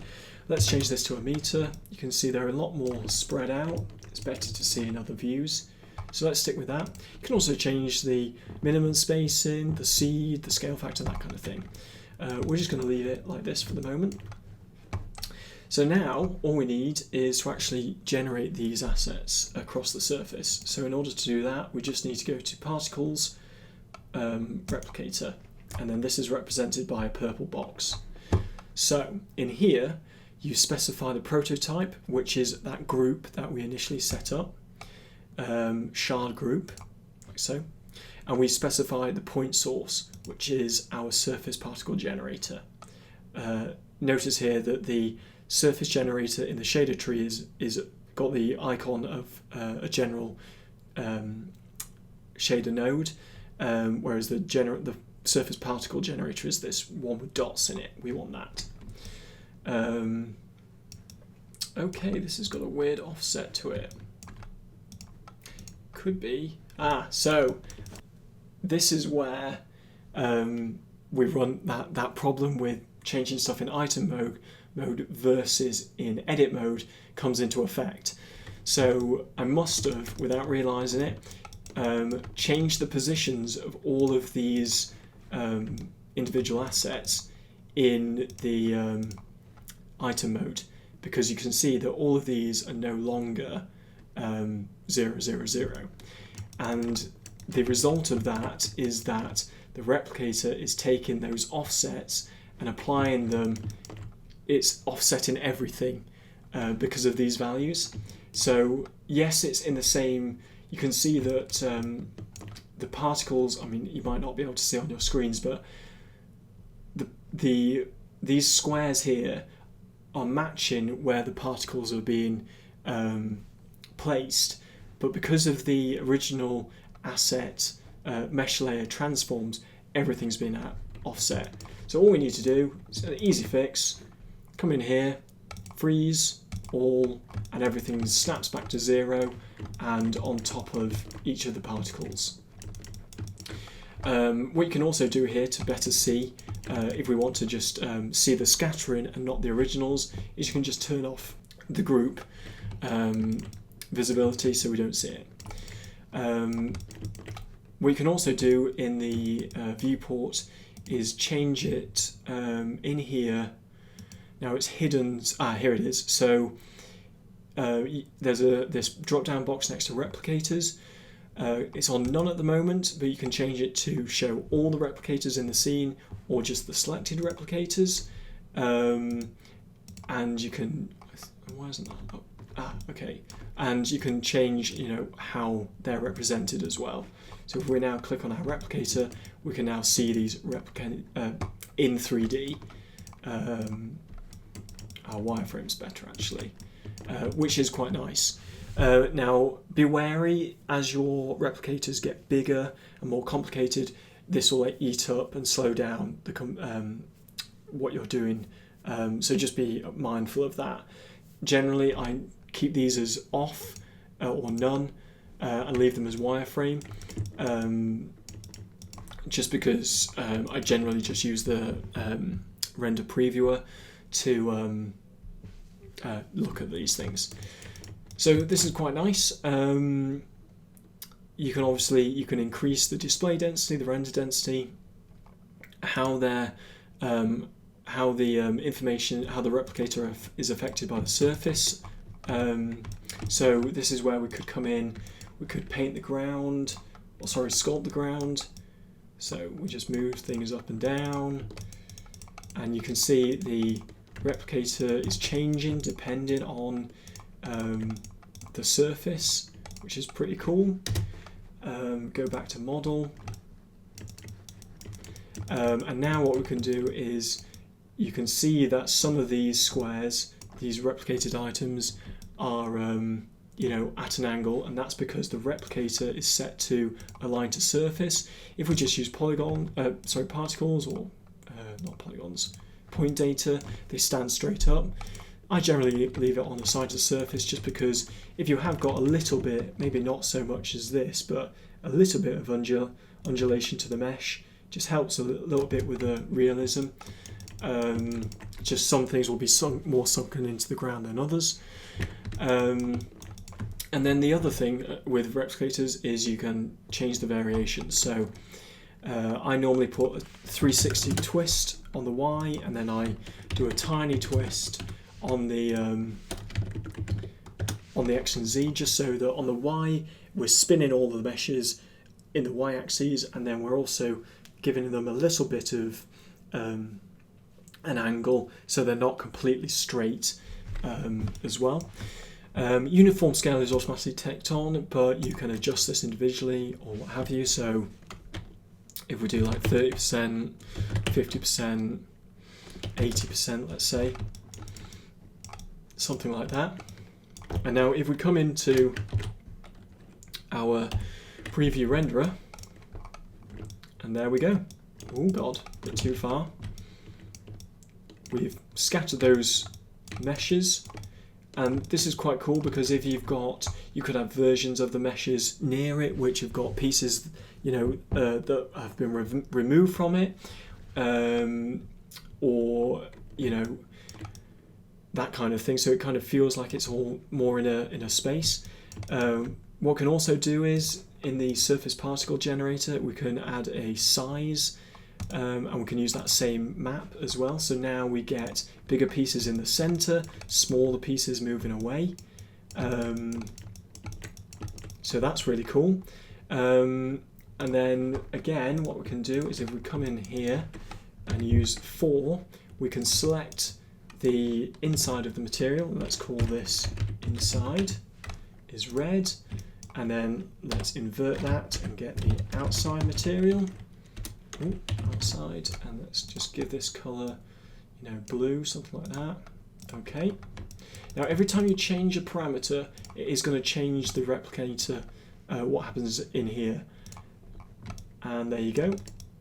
Now we've got, you can see what's the inner part, what's the outer part. So maybe if you had some kind of hieroglyphic or something like that on the blue, that's only going to be seen on some sides, whereas the inner bit is going to be, maybe it's like the inner of concrete, it's all knobbly and stuff like that. So that's pretty cool. At the moment, this is still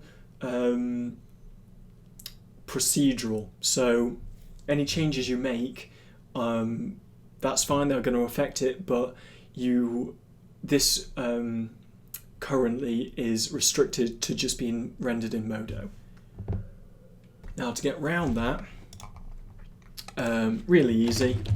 So I want to use this layout we've got in Unreal or something like that. So in order to do that, all we do is you select the replicator. Now I duplicate the replicator just because then I've always got the original to go back to. And then I turn that replicator off just so I know that I'm using the duplicate. Generally I'll name these like O-rig on the end, or rather, so let's call this shard SVG, So surface particle generator and shard replicator. So I label them like that just in case I need to go back to them. Now it's fine to, you know, save versions of a file, but sometimes it's good to just have stuff all in one file, and then you're not faffing about finding the correct version, that kind of thing. So we've got our replicator selected, and then we just go to geometry. Sorry, don't go to geometry, we'll go item, replicators, freeze replicator. You click on that, and that freezes all that information we had in that replicator into instances, and you can see there are instances because the wireframes are purple. Now that still isn't really going to work for our needs, so all we need to do, really easy, is select all the instances, and then in the properties you just click convert to mesh, and that converts all of those into these blue cubes, essentially just the same as any other mesh that you create. What you do from there is you just go into edit mode, and then what I do is just, without selecting everything, I just cut it and paste it into a new mesh layer, and then I move that out and delete the group, and I want to always yes that, and there we have our shards, which is excellent. Now this is interesting, and this is something to watch out for as well. When you create a new mesh like this, it, for some bizarre reason, adds it into that group that you created, the original group which had all the individual assets in it. And you can tell because when you have the original replicators still visible, you can see the bounding box now of that new shards layer, the one that we've just frozen, is now being incorporated into this one. Now that might give you interesting results. If we now have a look on this render, you can see we're getting more variation because it's not only using individual ones, but it's also using this one made up of lots of ones. So to take that out of the equation, you just go into the groups tab, click on this new one that you want to remove, right click on it, and go remove item from group. And then you can see we've gone back to our original thing, and it's working really well. Now what's interesting here is it looks like not everything has been cooked out. Light surface. So I don't really know, but only some of the meshes have come through. Now that could be to do with this version of whatchamacallit, of Modo, I don't really know. So if we just, what if I freeze this? So that's worked better, I think.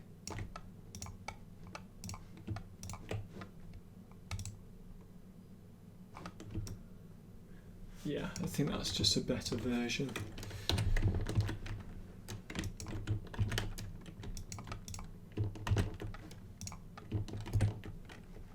Okay. Delete that. So let's delete them, and here's our new shards group. And then you can see, like, it gets you most of the way, but you're still going to encounter, you know, bits like this. And that's fine, because once it's all on the same mesh layer, you just move it away from each other. And there we go. Now this is kind of, looks a bit unnatural because everything's, you know, on its, on its flat side, that kind of thing. So again, you know, this has happened with the groups thing, so let's remove that. And then if we come back into our this thing and go 360, 360, and then we duplicate that and freeze it. Item, replicators, freeze replicator. Again, select all of these. Now it would be really good if there was a script that just did this. Might have to research how to make one, make it possible. Get rid of that group. Just come into our groups again. Is this it? Shards. remove it from here, and there we go. And now things are sunken into the mesh a bit more, which is great. And we can look at this in here, and then let's do a render of this and have a look at it. And as you can see, the depth is updating. Obviously it needs to be adjusted to be a different depth amount. We've got on the surface ID, you can see there's a difference between the ground, the inside and the outside. We're getting in the ambient occlusion, we're getting nice ambient occlusion results, which is pretty cool. Diffuse color output, exactly what it says on the tin. And in the final color output, we've got shadow information and lighting information. So I use replicators for all kinds of things. I use things to scatter meshes for set dressing. I use it for creating tree boards, anything that's going in the background, just any of that kind of thing. It's super, super handy. Normal baking, let's just give it a go. So we've got a mesh, here we go, like so, and super easy, super simple, like that. Move that up. Okay, move some of these out. Okay, and I'm going to call that low, and then I'm just going to copy these meshes onto a new mesh layer and call this high. And then on the low, I just want to create a texture map for this. So I'm going to textures, to an atlas projection, just relax these sides, orientate the pieces and repack them to optimize the space. Okay, that's that done. I'm also going to give the low its own material, and I'm going to give the high its own material. I'll just make these different. Okay, they're on top of each other. So all I want to do with the with the high, if we just turn the low off and go into the high, I want to just add a round amount to it. Not that much though. Okay, maybe bring this down a bit further, 5. So you can just see the rounded edge shader kicking in there, giving us nice soft edges. Game Tools layout, Baking Wizard. I turned off all the hidden stuff. Just check that these are all going to the same, right place. Check that your target is the low and your source is the high. In here, you just want to tick on the material that the high has. So in our case, we'll get in the rounded edge shader out.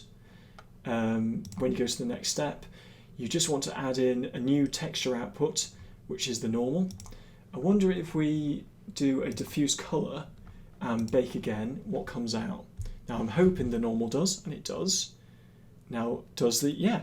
So here we go. The color comes out as well, which is excellent. But yeah, if we now export this quickly, FBX 2015 separate file, okay, bung that on the desktop, select folder, yep, save. And then we come into Painter. Let's just see if we can, what kind of effect that has on like when we take this into another program. Okay, so we're going to go, we're going to go File, New, select a mesh, Desktop, Low, Open, DirectX. Yeah, that's all fine. Okay, so there we go, it's come in. Looks pretty naff. Those are our UVs looking peachy. If we come into our library and go down to Textures, Import, Add Resource, and then we want Normal perhaps, Open. Put this as a texture, Import, Current Session, Import. There we go. And then if we bake textures in here and turn off ID and Normal, and bake the rest.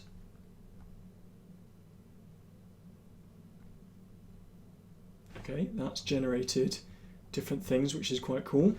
And now let's just drag and drop our normal map that we baked from Modo, and there we go. It's come in, you know, and it's working. Admittedly, I haven't sorted out the normals on the on these, so they're kind of just averaged, I think, for the moment. What I might do is just bake those again, but without any of those selected. And as you can see, we had the maps intersecting, so the geometry intersecting, you know, flush in Modo. That's why we're getting this weirdness. But now let's just slap on something like this, machinery, and there we go. It's been influenced by the normal map.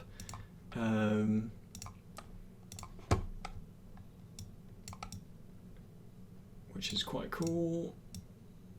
So maybe let's bring that down, like something like that. Curvature. Lovely. Everything's, you know, working as it should. That's how you bake a normal map in Modo very, very quickly. Yeah, so that basically rounds off my Modo part 2.